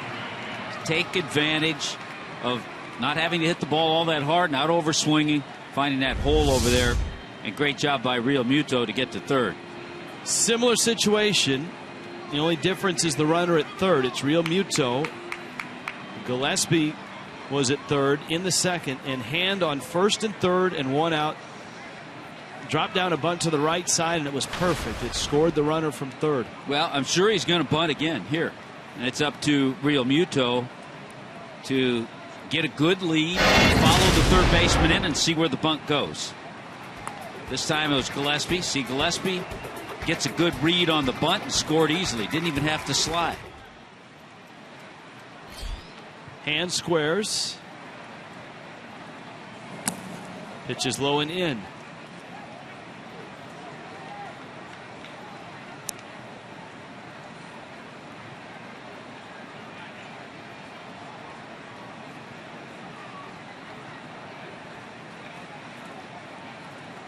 The pressure is on the corner infielders and Real Muto at third to read the bunt and see if he can score. And as well, if Adonis Garcia, the third baseman, comes down, he can follow Garcia as far as he goes down the baseline.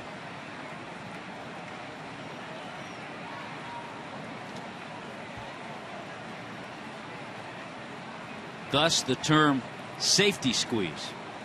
In some ways you play a lot safer than a suicide squeeze.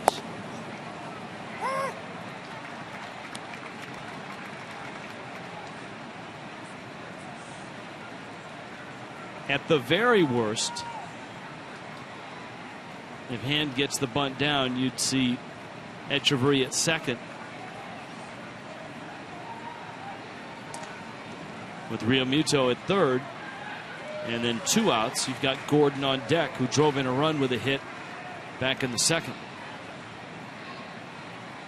This is a play that became a lot more popular in baseball when Joe Madden dusted it off in St. Pete.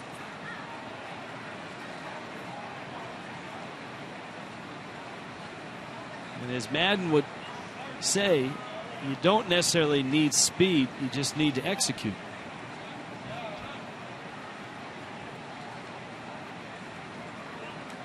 He squares, sets it down, perfect.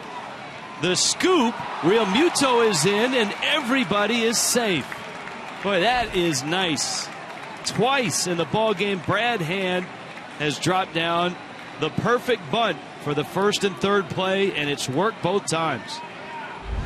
Yeah, it's really an amazing play, and when pulled off to perfection, which the Marlins have done twice today, it looks easy. And you almost say to yourself, why not see it more often? It's a great job on both ends, Brad Hand and Real Muto. No play at all. Swisher, a do or die, tried to flip it out of the glove. JT, once he sees the bunt down, takes off.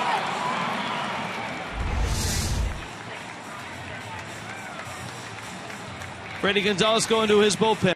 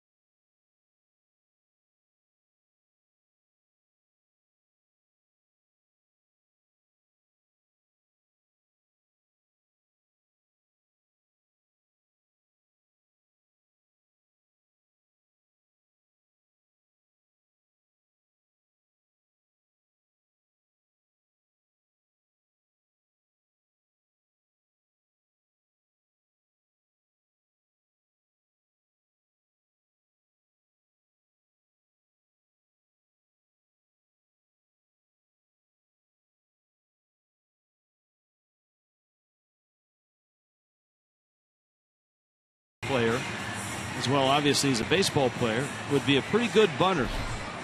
And Brad Hand has shown that in this ball game. Ross Detweiler to face D. Gordon, still 1 out.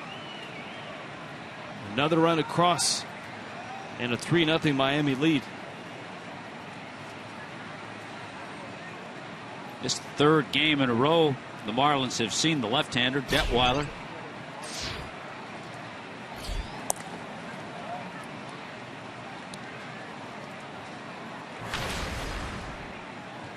Gordon, a couple hits.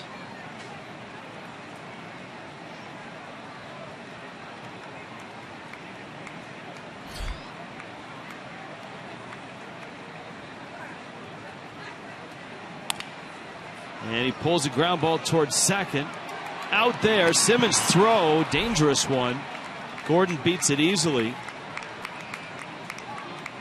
To me, that's not a good play at all. He had no chance to get D. Gordon. The only chance he had was to throw that ball away. And also maybe come off second base and get called for that. But sometimes when you have the reputation of an Andrelton Simmons, you try to force plays that aren't there, and he tried to force that.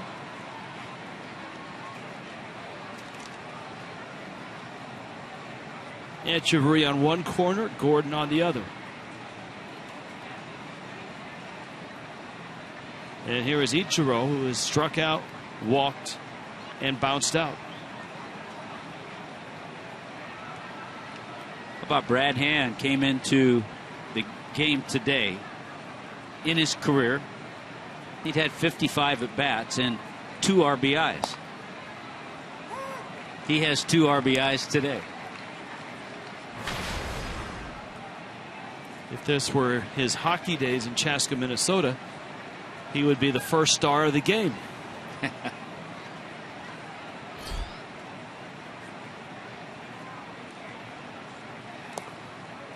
It always puzzled me, the first hockey game I called, that tradition of naming 3 stars of the game. What if he just had a bad game and there weren't 3 stars? I don't know. And I always wondered what the second star got. I mean, the first star usually would get a gift certificate or something. So what good is there being the I mean, unless the... Well, if the first star gets a gift certificate for dinner, he takes the second star. That's not how it worked, because sometimes they were from opposite teams. He still has to take. I always thought they named the second star just in case the first star didn't show up to accept the gift certificate. Then they would give it to the second star. This wouldn't be a bad time just to go ahead and take off. You got lefty-lefty matchup. Got speed out there. Ichiro pulls one. Peterson flips and gets the out. But the Marlins manufacture another run. And it's Brad Hand right in the middle of it.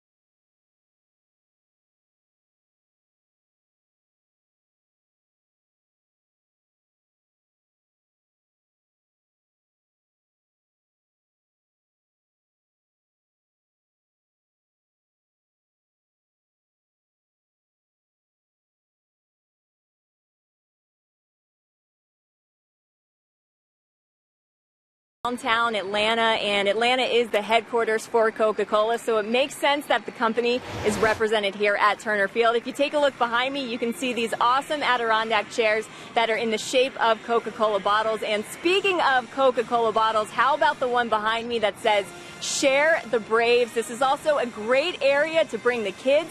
They have a base path where the kids are going to be able to run the bases, so a lot of fun up here in the Coca-Cola Plaza.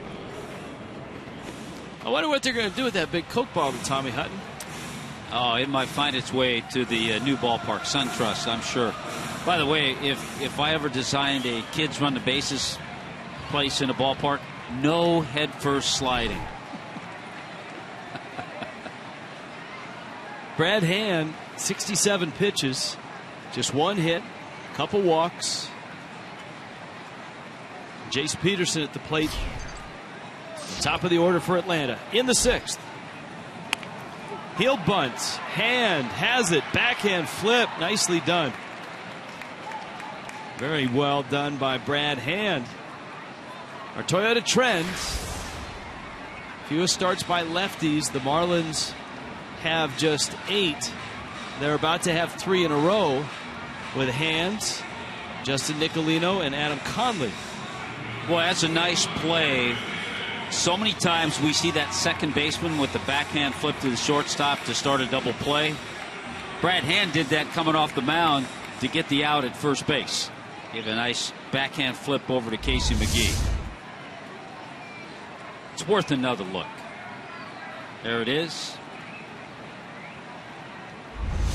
And a nice quick out. Remember, 84 pitches for Brad in his last start. That was just 4 innings against the Mets coming out of the bullpen. Here's the other thing, and you really, and I noted it when CJ was in here, the routine that Brad started to try to stay sharp in between appearances. Going into his last start, he had gone almost 2 months, made 11 appearances, and pitched just 11 2/3 innings. And his ERA was almost 8. He's not given up a run yet in his 2 starts since entering the rotation.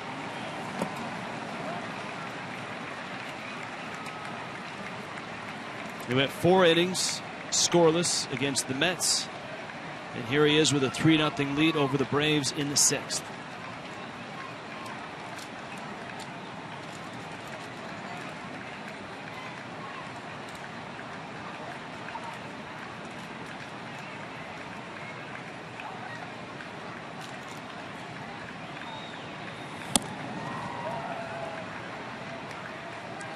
And yes, some of you probably haven't been with us the whole ball game. Justin Nicolino is coming up, and he'll make the start on Tuesday against the Red Sox, and Adam Conley slides into the rotation. He will start on Wednesday. David Phelps and Tom Kohler will be joined by 3 lefties in the Marlins rotation for the time being. You'd have to think some if it did happen. Sure, there was a time in Marlins history where they had 3 left-handers in the rotation. Well, they had Dontrelle Willis and Mark Redmond at one point. Mm-hmm. There's a fastball from Hand. Maben took a mighty rip. And there are 2 outs. Exclusive loyalty program of Marlin fans is Fish Family. To learn more, go to marlins.com/fishfamily. And there is your secret code tonight, or bonus code, home run.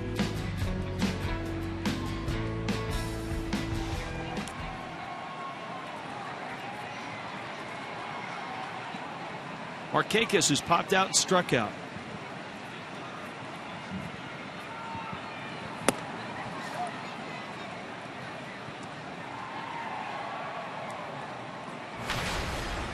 The amazing thing, too, the only hit, you pointed it out a few times, was by Shelby Miller, the starting pitcher for the Braves.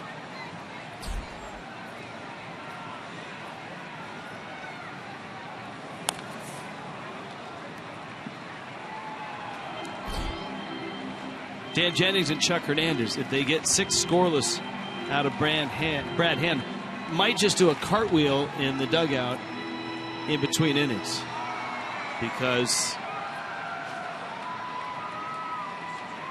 simply because Hand hasn't worked much lately. Just the 4 innings in his first start in a long while.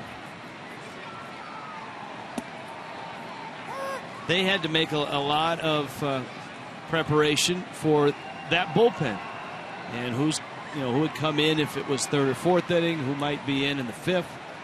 Well, here is Hand in the 6th. And I'll tell you what, if he can dispose of Markakis quickly, he's good to go for another inning. And those guys can go up and sit in the big Adirondack chairs up by Jessica Blaylock by the Coke bottle.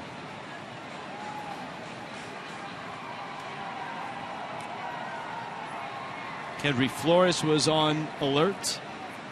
Chris Narveson was getting prepared to throw some. And you still might see him. Count 2-2 to Markakis. Brad Hand is dominating the Braves with the bat and his bunts. And on the mound, 6 shutout innings.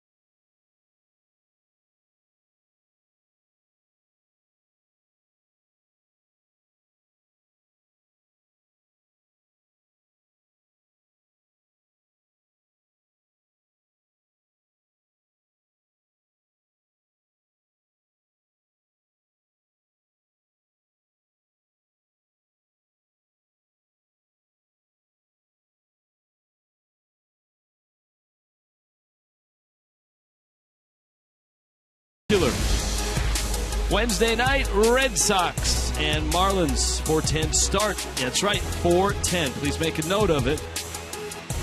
And the Marlins will recognize the franchise 4 during the game. First 10,000 fans get a Marlins franchise 4 poster courtesy of Star Cash and 1, 2, 3 lump sum.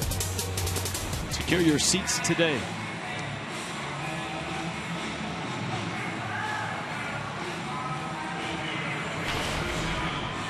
It's the Braves who have to dip into their bullpen for the second time. Jake Brigham takes over for Ryan Kelly. Another longtime minor league pitcher making his first entree to the big leagues this year. Out of Central Florida Christian Academy. Actually, he takes over for Ross Detweiler. So the third reliever after Shelby Miller went 5.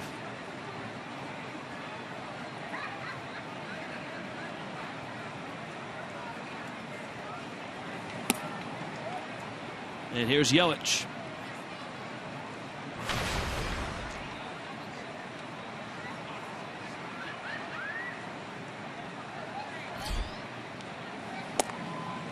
Christian Yelich has doubled in 3 trips. Casey McGee, Martin Prado also coming up.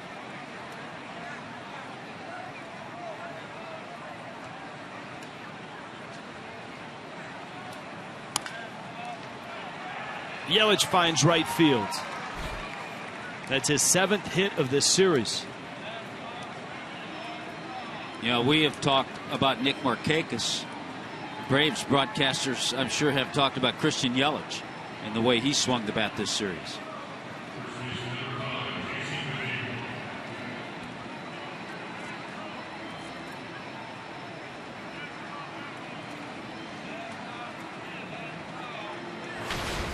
Marlins have put the game in motion tonight. Cole Gillespie a stolen base in the 3rd. Yelich 12 stolen bases. He's been caught only twice. And McGee takes a strike.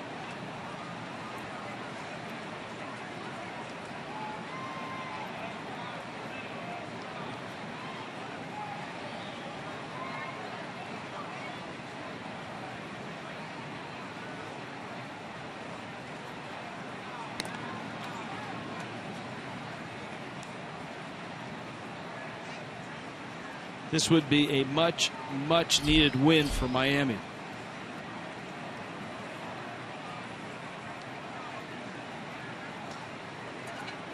Just to not get swept again, which has been.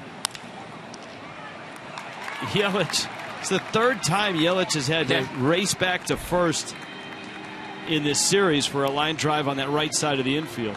Yeah, getting swept has been a reoccurring theme this year that's happened way too often. Good job.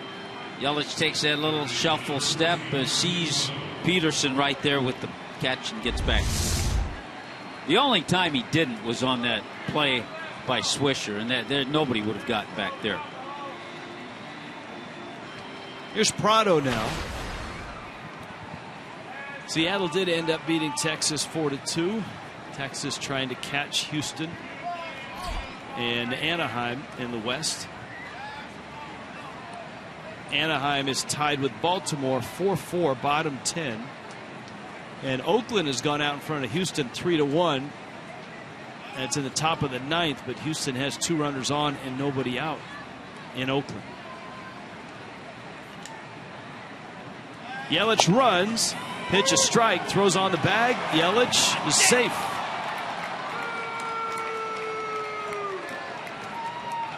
You can see Simmons on the tag go down and hunt for the hand. And by the time he located the hand, it was on the bag. Once again, another good jump by Yelich. Good extension. Right at the corner of the bag. I think he got his glove caught on the front lip of the bag.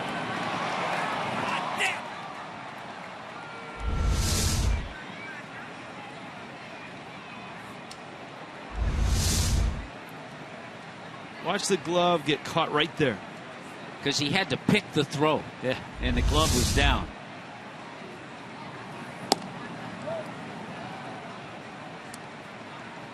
Falling a strike to Martin Prado. I think there are 2 guys in particular, Prado and Echeverria, that the day off will be a nice rest for them tomorrow.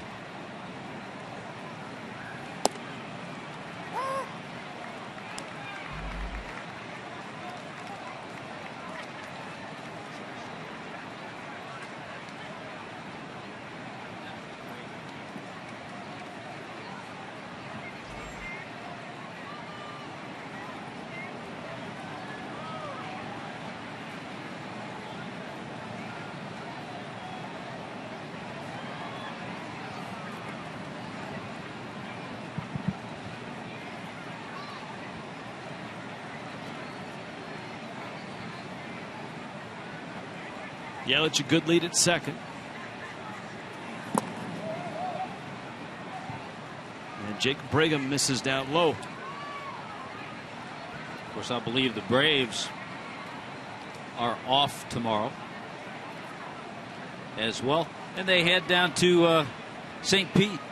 2-game series against the Rays.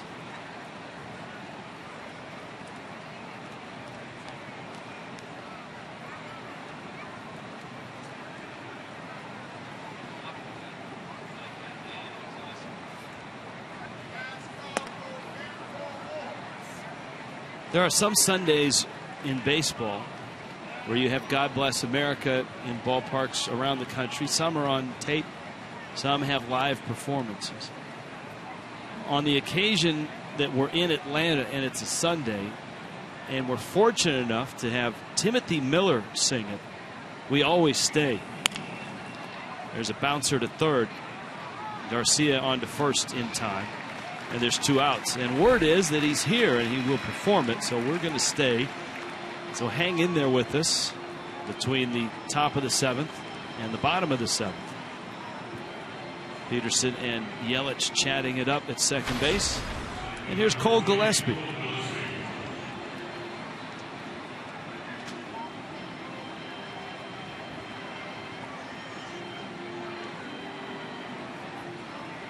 Yeah, I would plan your half-inning break accordingly because he's fantastic. And don't change the channel. Don't get up to get anything to drink. Just hang in there and listen. We'll take a break when he's done.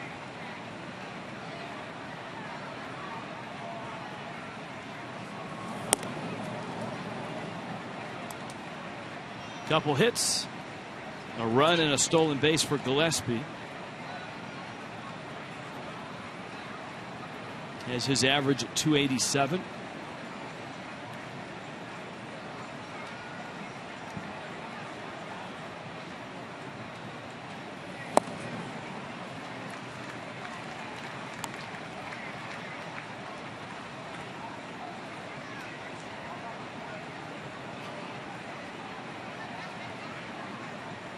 You know, I'm kicking myself every time I look up and watch the pitch sail in. I see that sign for the Smoltz bobblehead. Forgot to ask Smoltz about that.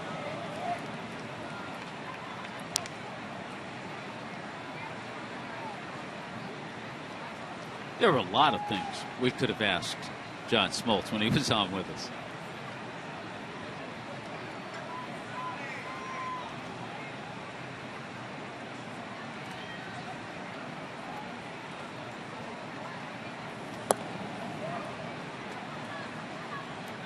Three and one to Cole Gillespie. JT Realmuto is on deck.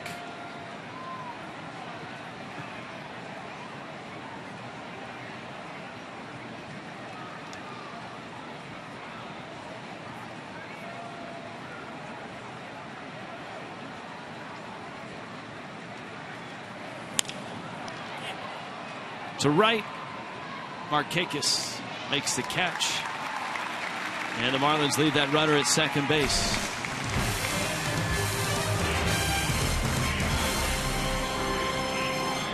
Marlins up 3-0. And there he is. Here on this warm summer evening in Atlanta, Timothy Miller to the microphone for God Bless America. Enjoy it.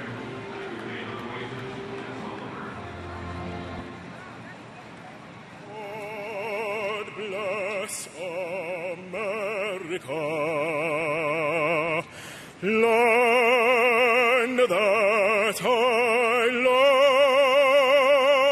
love. Stand beside her and guide her through the night with a light from above. From the mountains to the prairies to the oceans white with foam. God bless America, my home, sweet home. God bless America, my home, sweet home.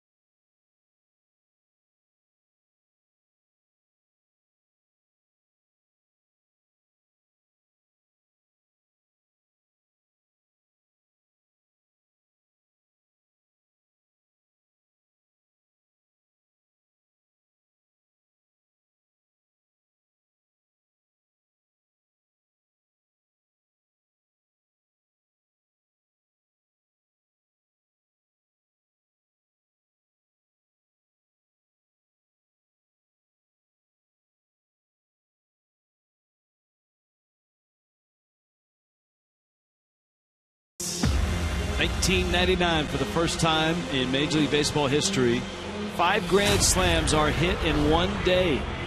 Fernando Tatis, Jose Vidro, Bernie Williams, Jay Buhner, and Mike Lowell. And all 5 of those bats are in the Hall of Fame. And I don't think that was the day Tatis hit 2 in 1 inning. It's true. Well, the story of this ball game stands right there on the mound, and that's Brad Hand. And his first pitch to A.J. Pierzynski is a harmless ground ball D. Gordon's way. And Hand has the first out of the 7th. A 1-hit shutout for the lefty from Chaska, Minnesota. And the thing that he's really done, obviously no one with a hit except for Shelby Miller, but he's held those 2 hot left-handed bats, Markakis and Pierzynski, both working on long hitting streaks. He's held them in check.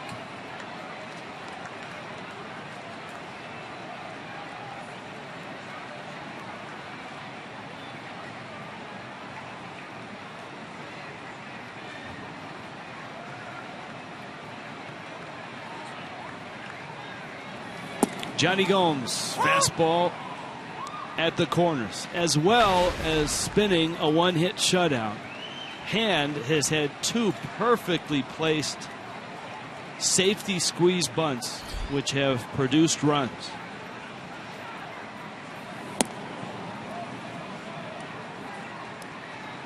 It's funny, that pitch right there, Tommy, when I can remember when the Marlins drafted him and reading the scouting reports, that was the pitch that everybody wrote about and talked about, was that big overhand curveball.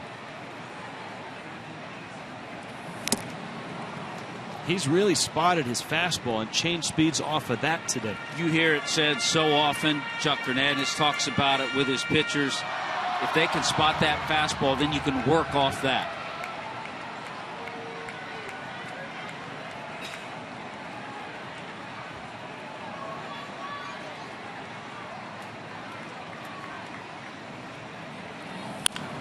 That one's hit well to left. Johnny Gomes, and it's gone.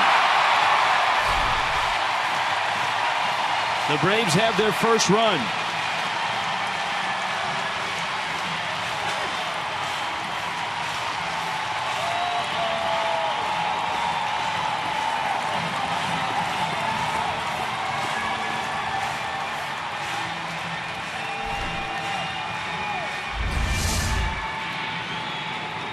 Looked like a changeup. It was up 85 miles an hour.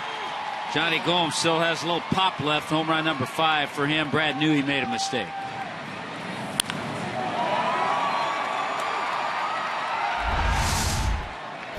Now Nick Swisher.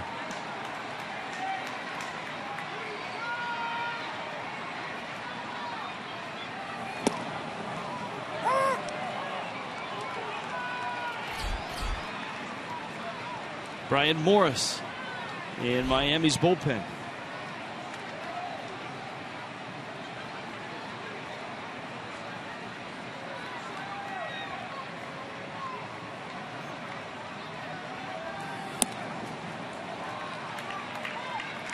In this 4-game series, there have not been a lot of home runs.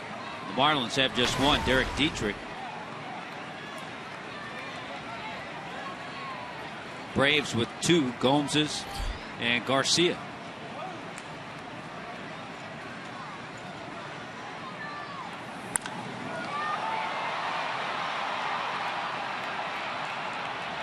Yelich with room, and he makes the catch.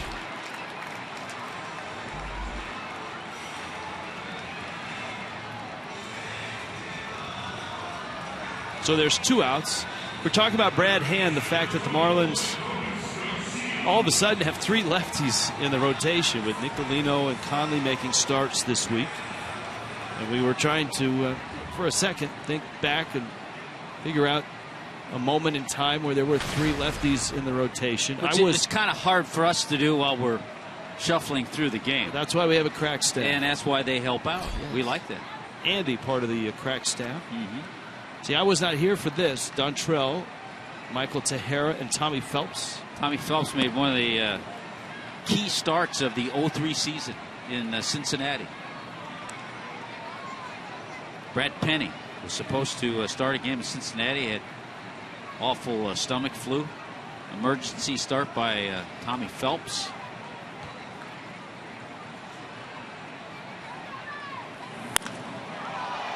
Adonis Garcia whacks one foul. Ball and a strike. Bottom 7, 3-1. Miami on top. Be interesting to see of the guys that the Braves have had here getting playing time with injuries, with trades, who sticks and who makes a little career out of it for themselves. Now, Adonis Garcia is 30. The Cuban player really hadn't had an opportunity to play this much in the big leagues. But he's been impressive, both defensively and offensively.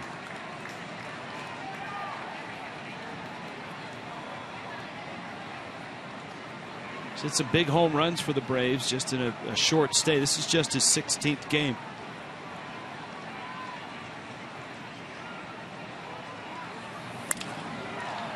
This one is a pop-up. McGee going back. Gordon racing, and D. Gordon on the spot to make the catch. And Brad Hand gives up a home run, but that's it. 3-1. Marlins on top going to the 8th.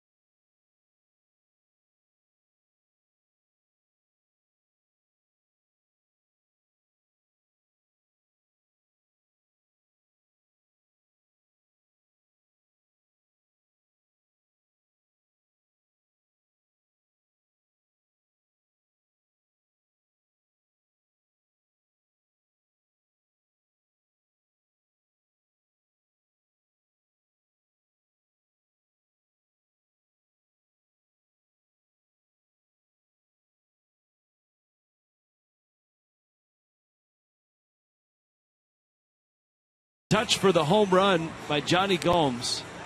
As well, he dropped down 2 sacrifice bunts, safety squeeze, if you will, on first and third spots, and both produce runs. He's the first player since Alex Cora in 2004 to do that in a game.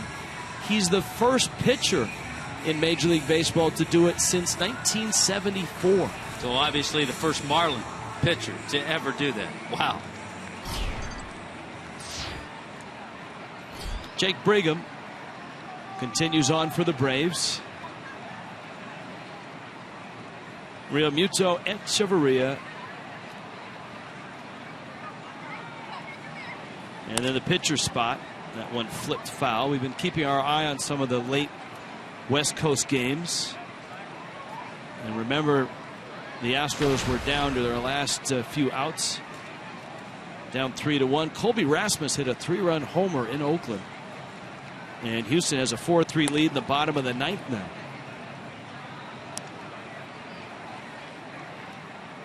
The Phillies beat the Padres 5-3.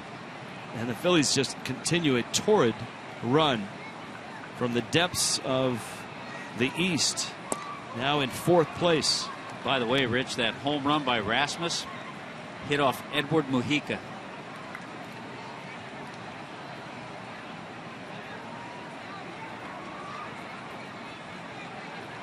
The Chief. That one fouled back.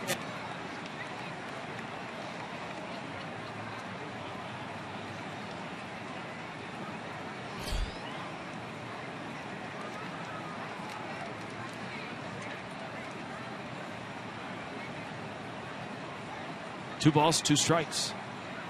Arizona ended up beating Cincinnati in extra innings, 4-3. Diamondbacks are 2 under at 54 and 56. They've had a big turnaround this year. Remember, they had just that awful finish last year. New manager this year in Chip Hale. The Tony La Russa regime seems to be taking hold.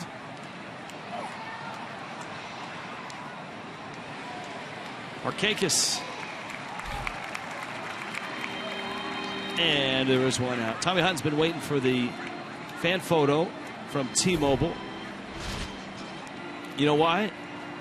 I have, there it is. Glenn got a selfie with Tommy Hutton. It's always good around BP, you know, at home, Marlins Park. Well, wait. See, that's photobombing. That was. If you do that, yeah. See, do that again. See, photobombing. See, that's photobombing right there. All right. I can't fool around too much. We'll never get one of those cameras back in the booth again.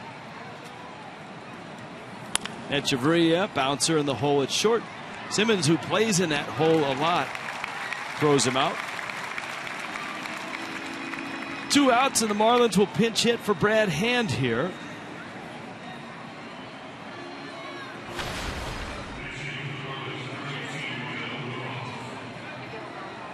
Miguel Rojas. Although no truth to the rumor that he's been traded to the Nationals. They just announced in the press box pinch hitting for the Nationals would be Miguel Rojas. And Rojas really has had a nice run over the last month with the Marlins. Well, if you look at that, 12 games, but just 17 at bats. So they've been spaced apart. Most of them have been coming off the bench.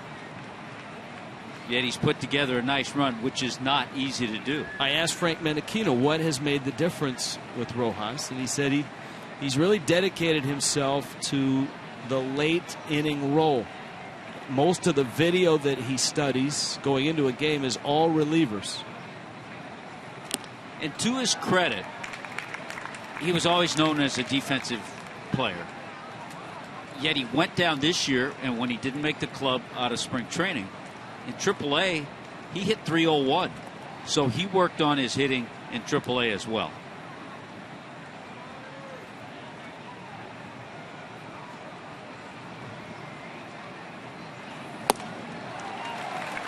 Swings and misses. Brigham strikes him out. Marlins down in order. Bullpen takes over in a 3-1 game.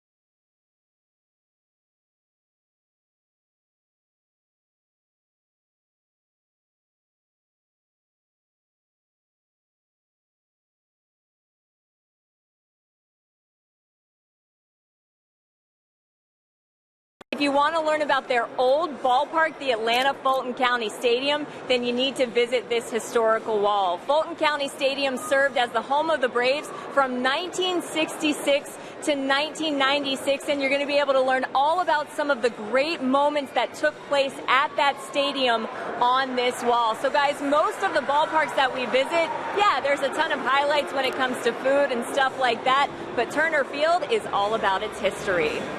All right, Jessica, thank you. There's your slice of Braves history. Tommy, if you want to go back all the way to the start of the franchise, you have to go back to 1876 when they started as the Boston Red Stockings.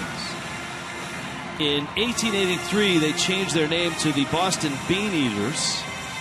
That carried all the way into 1907 when they became the Boston Dubs for 4 years. 1 year as the Boston Rustlers. And then Boston Braves until they moved. Well, they became the Boston Bees for 4 years from 36 through 40. Then Milwaukee in 1953. Here's Andrelton Simmons and Brian Morris as the Marlins have a 3-1 lead in the bottom of the 8th.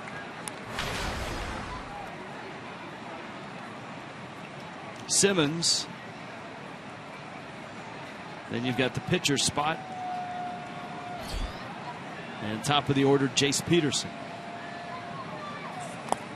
Of course, that red pennant up on the wall of pennants signifies the one world championship here in Atlanta. They also won one in Milwaukee.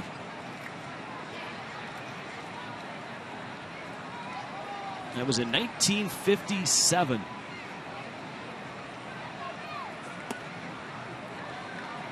They played at County Stadium. Their manager was Fred Haney. It was a pretty darn good team. Del Crandall, Frank Torrey, Red Shanebeats, Johnny Logan, some guy named Aaron, Eddie Matthews. Simmons walks. There's Matthews' number retired. Yeah, that guy Spahn, every once in a while on the mound, would win a game. He was pretty good. Burdette. Yeah, Spahn, Burdette, Gene Conley, Bob Buell. I think Gene Conley's one of those we were talking about the other night, guys who played NBA and Major League Baseball. And in the bullpen, a guy named Ernie Johnson, whose son, of course, one of the great television hosts, and also calls postseason baseball for Turner. And his father, Ernie Johnson Sr., was a longtime broadcaster here in Atlanta. Michael Bourne gets the pinch hitting appearance. Well, all the hard work and great pitching by Brad Hand, and bunting for that matter, is on the line. And Brian Morris out of the pen. And Michael Bourne up now. I was curious to see how Freddie Gonzalez would play this. Bourne did not show bunt on that first pitch. Took ball one.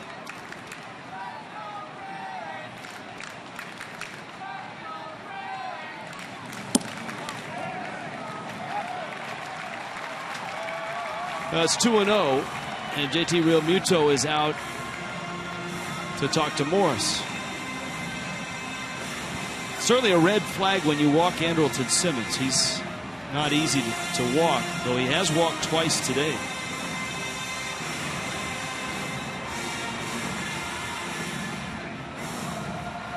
And now Bourne. Miami up 2. Bottom 8.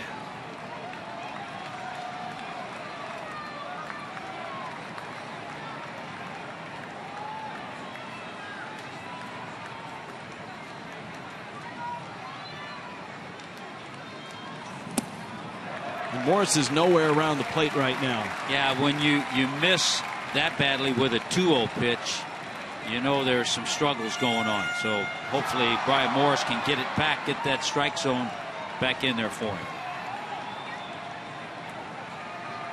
3-0. He walked Simmons. And he throws a strike to Bourne.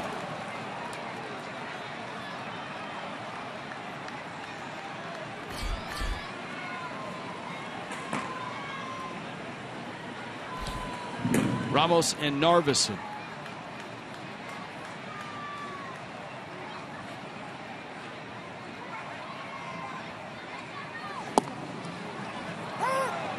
Looked like Bourne, veteran hitter, looked like he was taken all the way, even 3-1.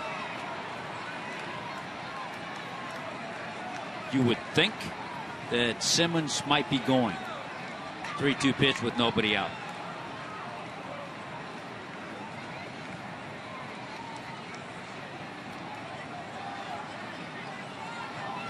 He bluffs. Bourne sends it to center and deep. Gillespie back at the track, makes the running catch, bangs into the wall. Simmons retreats. Nice play by Cole Gillespie. Well, I tell you what, Cole Gillespie has done a number of things really well today. Obviously, he's got a couple of hits. Saw him steal a base. This time, a terrific jump. Because you don't expect Bourne to hit a ball that far. He got a good jump and was able to track it down.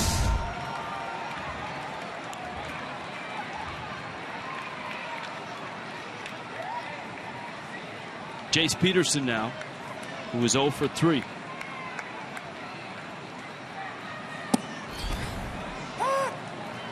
By the way, in that 57 World Series win for Milwaukee, Henry Aaron hit .393, slugged .786, 3 homers, a triple. How about Frank Torrey in that series? Frank Torrey hit .300, just 10 at bats, had 3 hits, 2 of them home runs.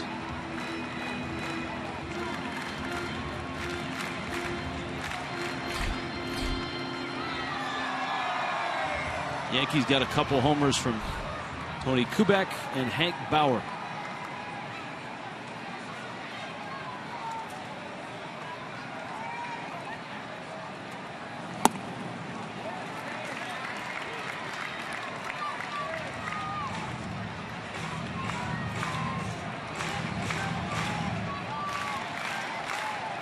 Two and one here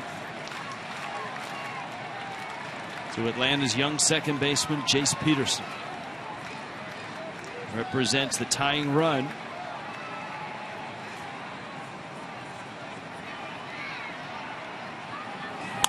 Pulls it into right field. That's a base hit. It'll send Simmons to third. And the Braves at the corners. 1 out. Well, you saw that number on Peterson a couple of pitches prior, 0 for his last 12. He breaks that there with a perfectly timed and placed single, chasing Simmons over to third.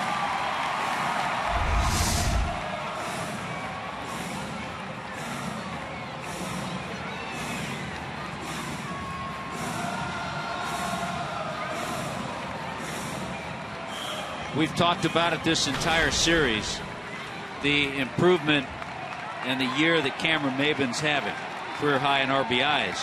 One of those reasons he came into the game hitting .379 with runners in scoring position.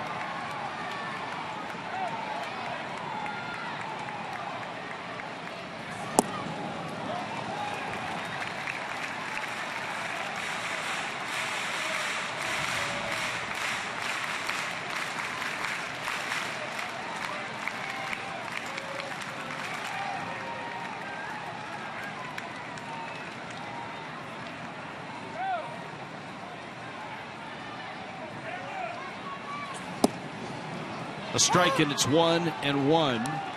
The only hitters better in the National League with runners in scoring position: Andrew McCutchen, 407, Buster Posey, 396, Matt Duffy at 387, and Nolan Arenado, 385. 2 Giants on that list.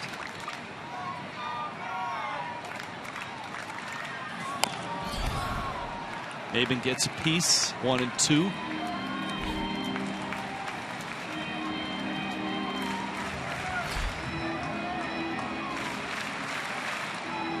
Inside the Marlins, baseball jobs. Debuts after Marlins Live. So right after our post-game offering on Marlins Live, special guest appearance on Marlins Live by Carl Pavano.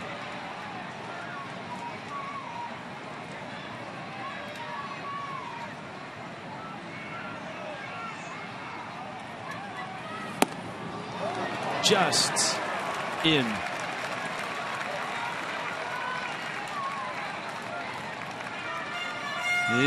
Actually, it was in the strike zone. Wow. So a break from Maben. That's a tough pitch to get called, though, for a strike. A hanging breaking ball.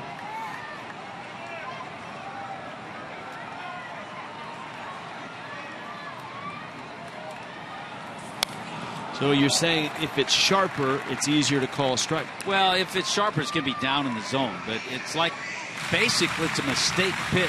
That's not where he wanted to throw it. And if you're an umpire, if you're a hitter, if you're a catcher, you see it spinning, you see it up, you just assume it's a ball.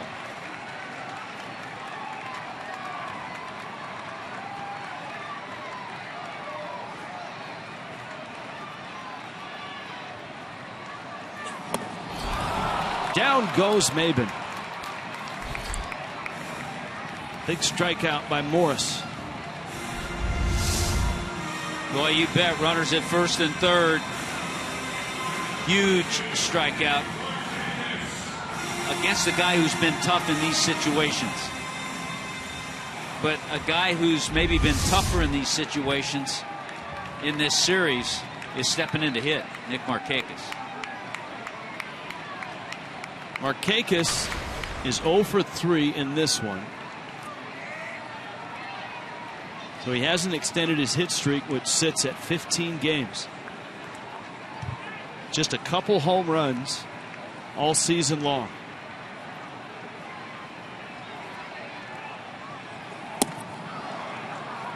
And Morris buries that one low and in for a strike in August. Already he and Lucas Duda with 10 runs driven in. Speaking of runs driven in, after a 3-run homer to take the lead, the Astros lose it to Oakland in the bottom of the 9th. Danny Valencia with the game-winning walk-off hit. 5-4, Oakland beats Houston.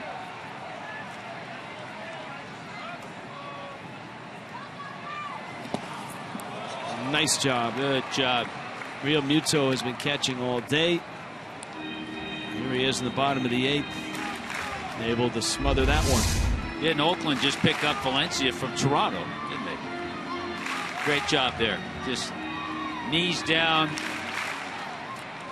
chest protector, keeps it right in front.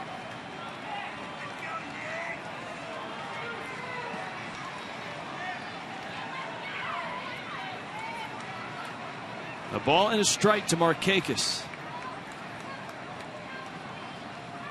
Runner goes, swing, a strike, and a stolen base.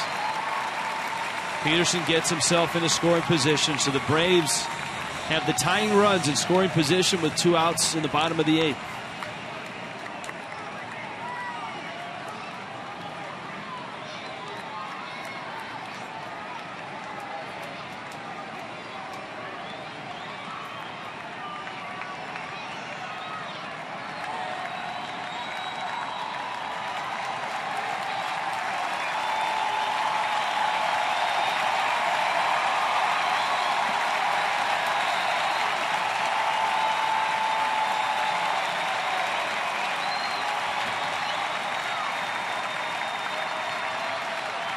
One, two. To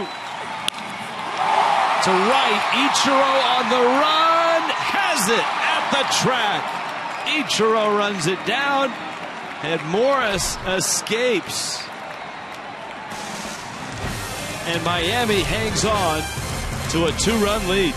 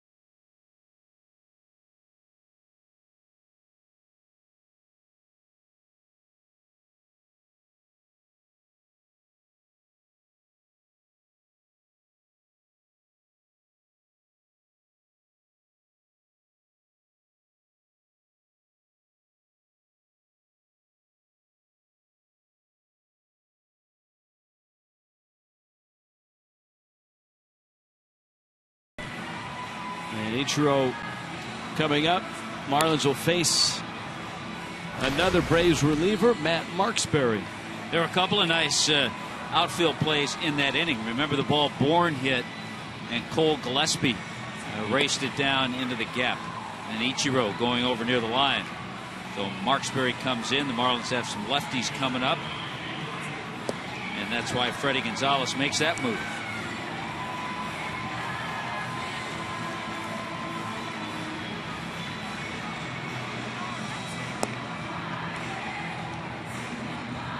Well, it's certainly been a fun ball game for the Marlins, and a team in desperate need of fun, having dropped 6 in a row, 13 of 15. Trying to salvage 1 out of these 4 games. I think it's interesting when you look ahead to the bottom of the 9th inning. You have those 3 guys coming up that we've talked about: Pierzynski, Gomes, and Swisher. And no doubt an A.J. Ramos task.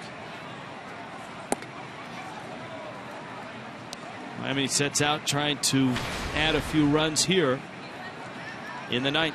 D. Gordon a couple hits. Ichiro and then Yelich. A couple of hits gives him 37 now multi-hit games.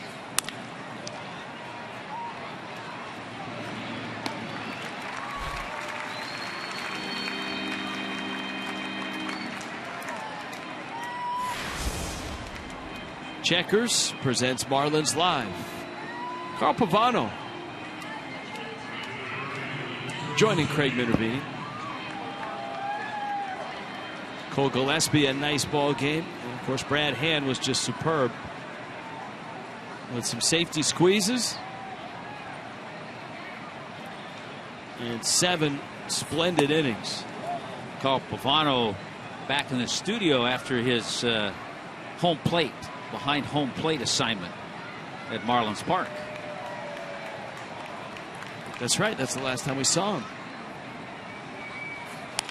He was the king of the Diamond Club for just a night. He had his own stage there with a fancy monitor. Signed autographs a lot during in-between innings. Yeah, had his own dedicated camera. Some meet and greets.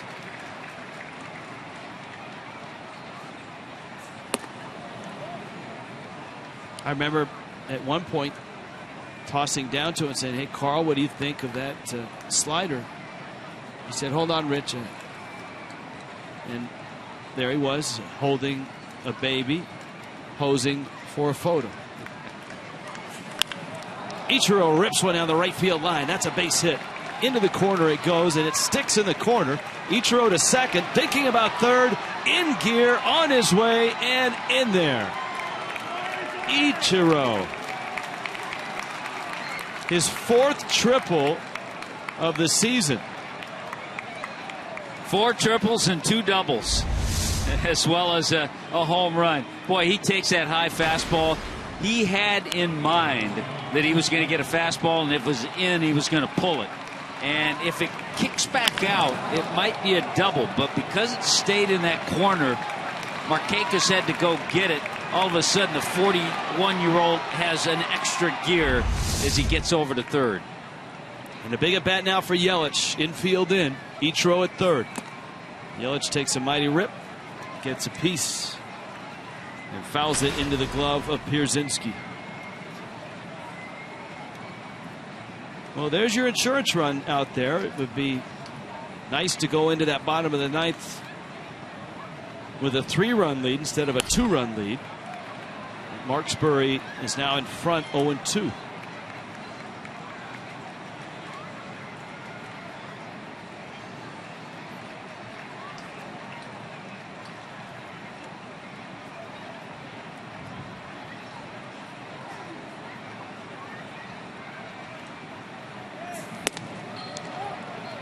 No swing.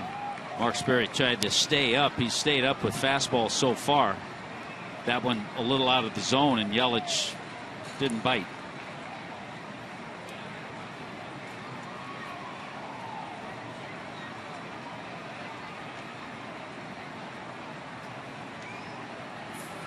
Yelich into left field. Nicely done.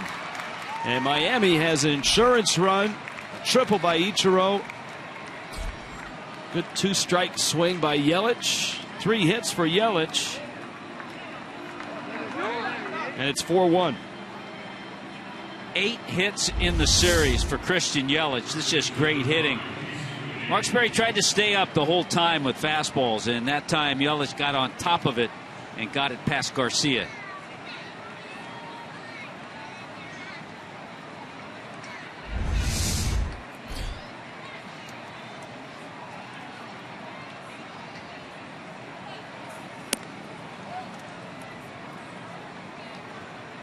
So the left-hander comes in to face left-handers. Nichiro triples, and Yelich singles him home. Now you got McGee. Casey an 0 for 3. Yelich has a stolen base today.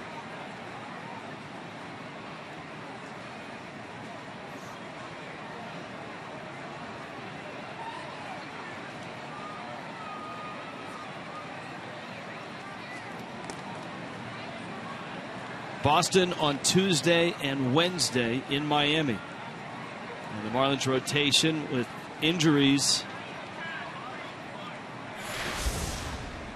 as Justin Nicolino starting. Stephen Wright goes for the Red Sox. Yelich is running, pitches out. Pierzynski, no chance. And Yelich, his second stolen base. 14th on the season. With 14 out of 16. You know, the Marlins essentially lost 2 starting pitchers on consecutive nights, with Jose Urena getting hit by the line drive in the knee that put him on the disabled list, and then Jose Fernandez, a strain of the bicep, the right bicep, in Friday night's start. So Hand starting today, and boy, what a start. 7 innings, just a run.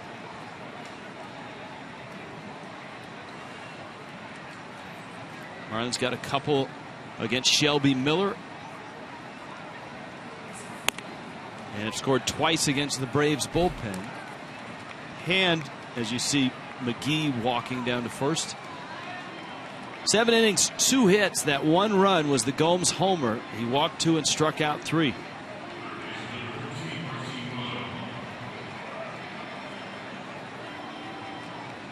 Freddie Gonzalez on his way out. Braves go to their bullpen. Wes Kendall called to the bullpen.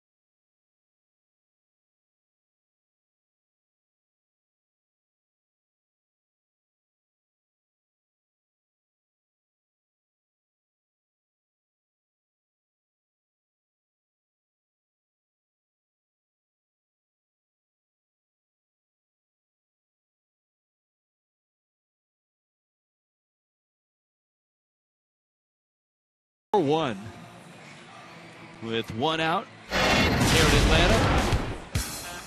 Some key plays. Brad Hand on the mound And at the plate, first and third bunt spot. Rand eye vision, Cam, drop it down first base side. Cole Gillespie scores. About the 6th inning, Huck. Hey, just try it again. You know, it worked the first time. Brad Hand did it. It worked again. So 2 sack bunts, safety squeezes, 2 RBIs for Brad Hand, who came into the game with 2 career RBIs. So he's doubled it.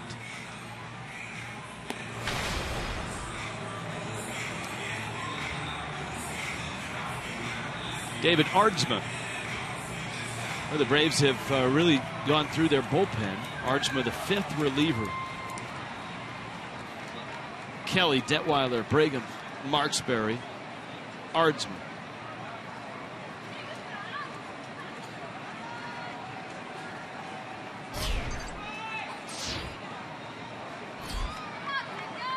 Martin Prado, the hitter. Christian Yelich at second base. Casey McGee over at first.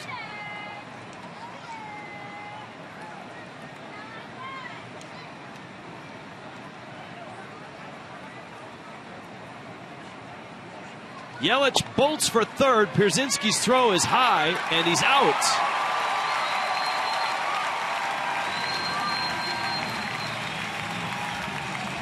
Different reactions at third. Lenny Harris immediately turned for a replay. Yelich reacted like he was out. The throw was high, but there's the tag. It was close.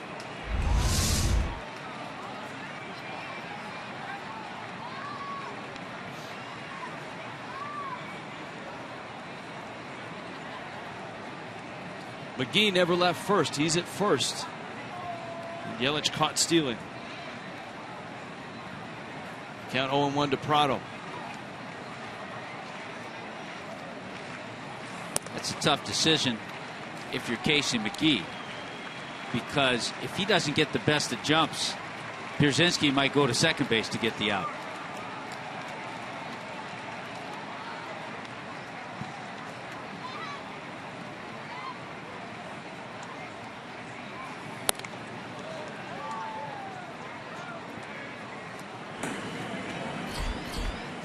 A.J. Ramos.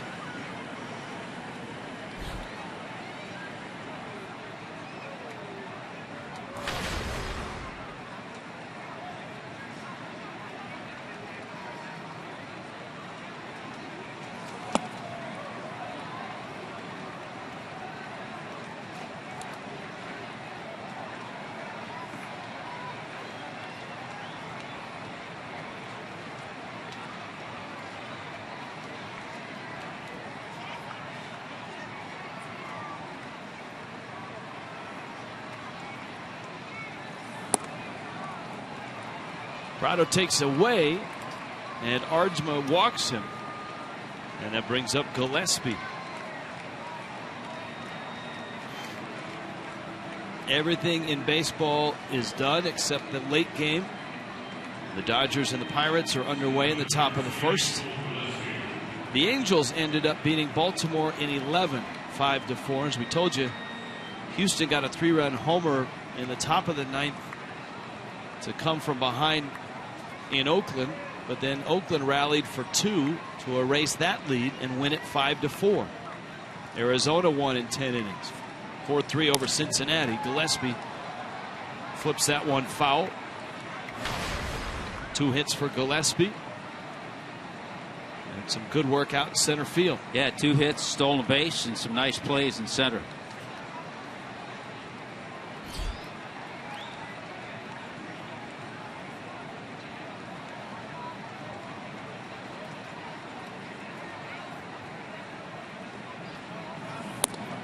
Nice contributions from the outfield today. Yelich with his 3 hits, couple of steals.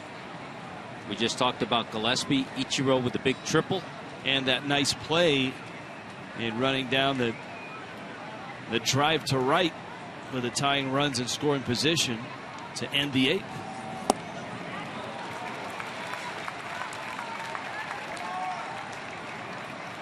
One and 2.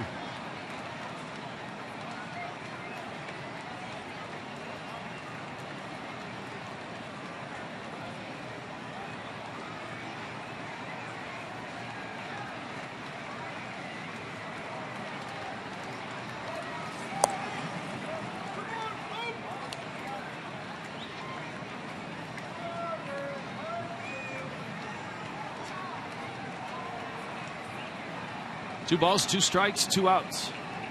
2 on.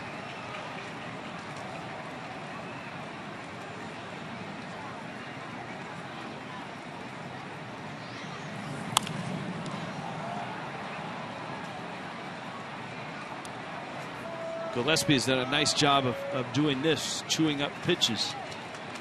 Did so in his earlier at bats. He singled in the second, singled in the third.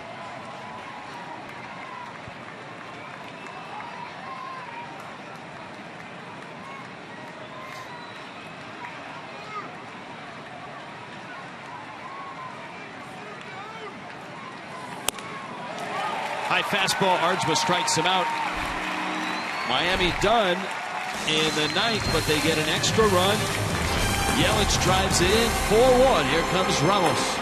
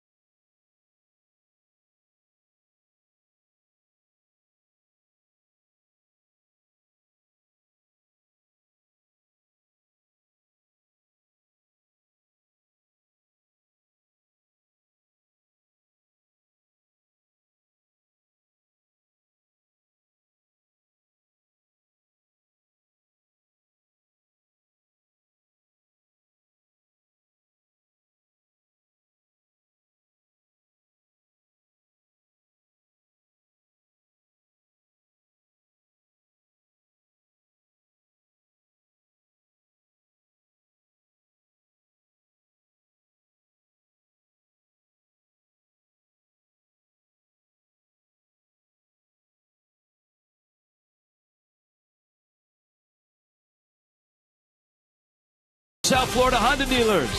Find Kubota. For more information or find a participating dealer, go to FloridaKubotaDealers.com. By Hialeah Park Racing and Casino. For more information on our 2-year anniversary on August 14th and 15th, go to HialeahParkCasino.com.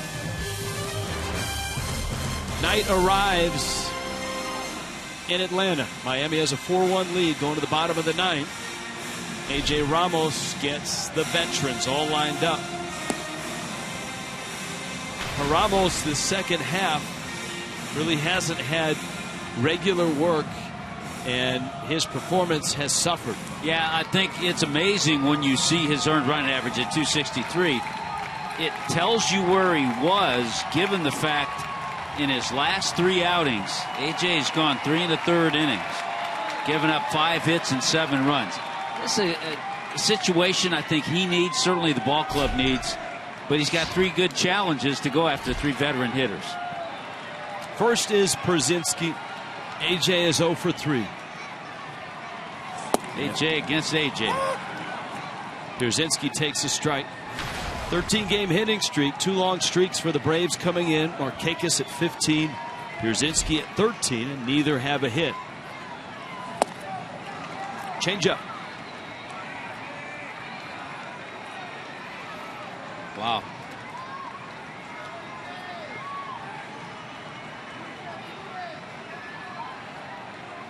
However, A.J. spent his All-Star break. He might want to change that next year. Off the plate, up in the air, Ramos underhands and gets Pierzynski. The key right there is that he threw strikes with the fastball and the changeup.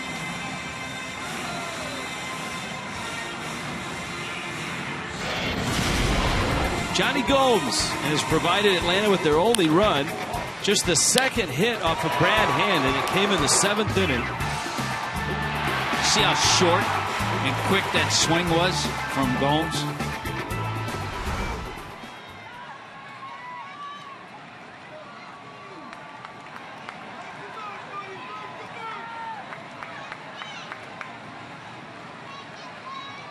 So now it's Gomes, Swisher on deck.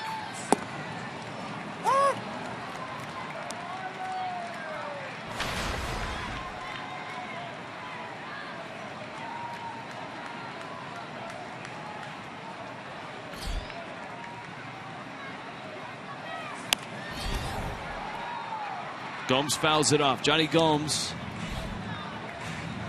long odds to get to the big leagues. 18th round draft pick by the Rays. And now his 13th year in the major leagues. 4 of his last 5 seasons have ended in the postseason. Gomes swings and misses. Ramos has 2 outs in the 9th. And right now, A.J. Ramos, after just watching the way he's worked those first 2 hitters, he's back to form. Great pitches to both Pierzynski and Gomes.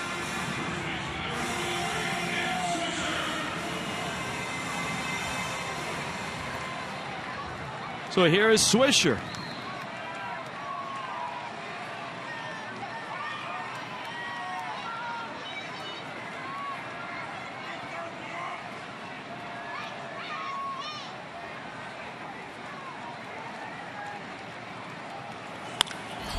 Swisher left center. Deep. Gillespie. Track. Wall. Got it! Whoa! How about that to finish the night in Atlanta? Full speed. Gillespie with Yelich closing in as well. Just got it. Then hit the wall and hangs on. And the Marlins win it 4-1. And snap a 6-game losing streak. Boy, no tomahawk chop for Nick Swisher that time, but he gave it a ride. If ever a team needed a win, it was the Marlins. To finish off this 4-game set, they snapped the 6-game skid. Brad Hand was terrific, and big days all across the outfield. A 4-1 final. Marlins Live is next.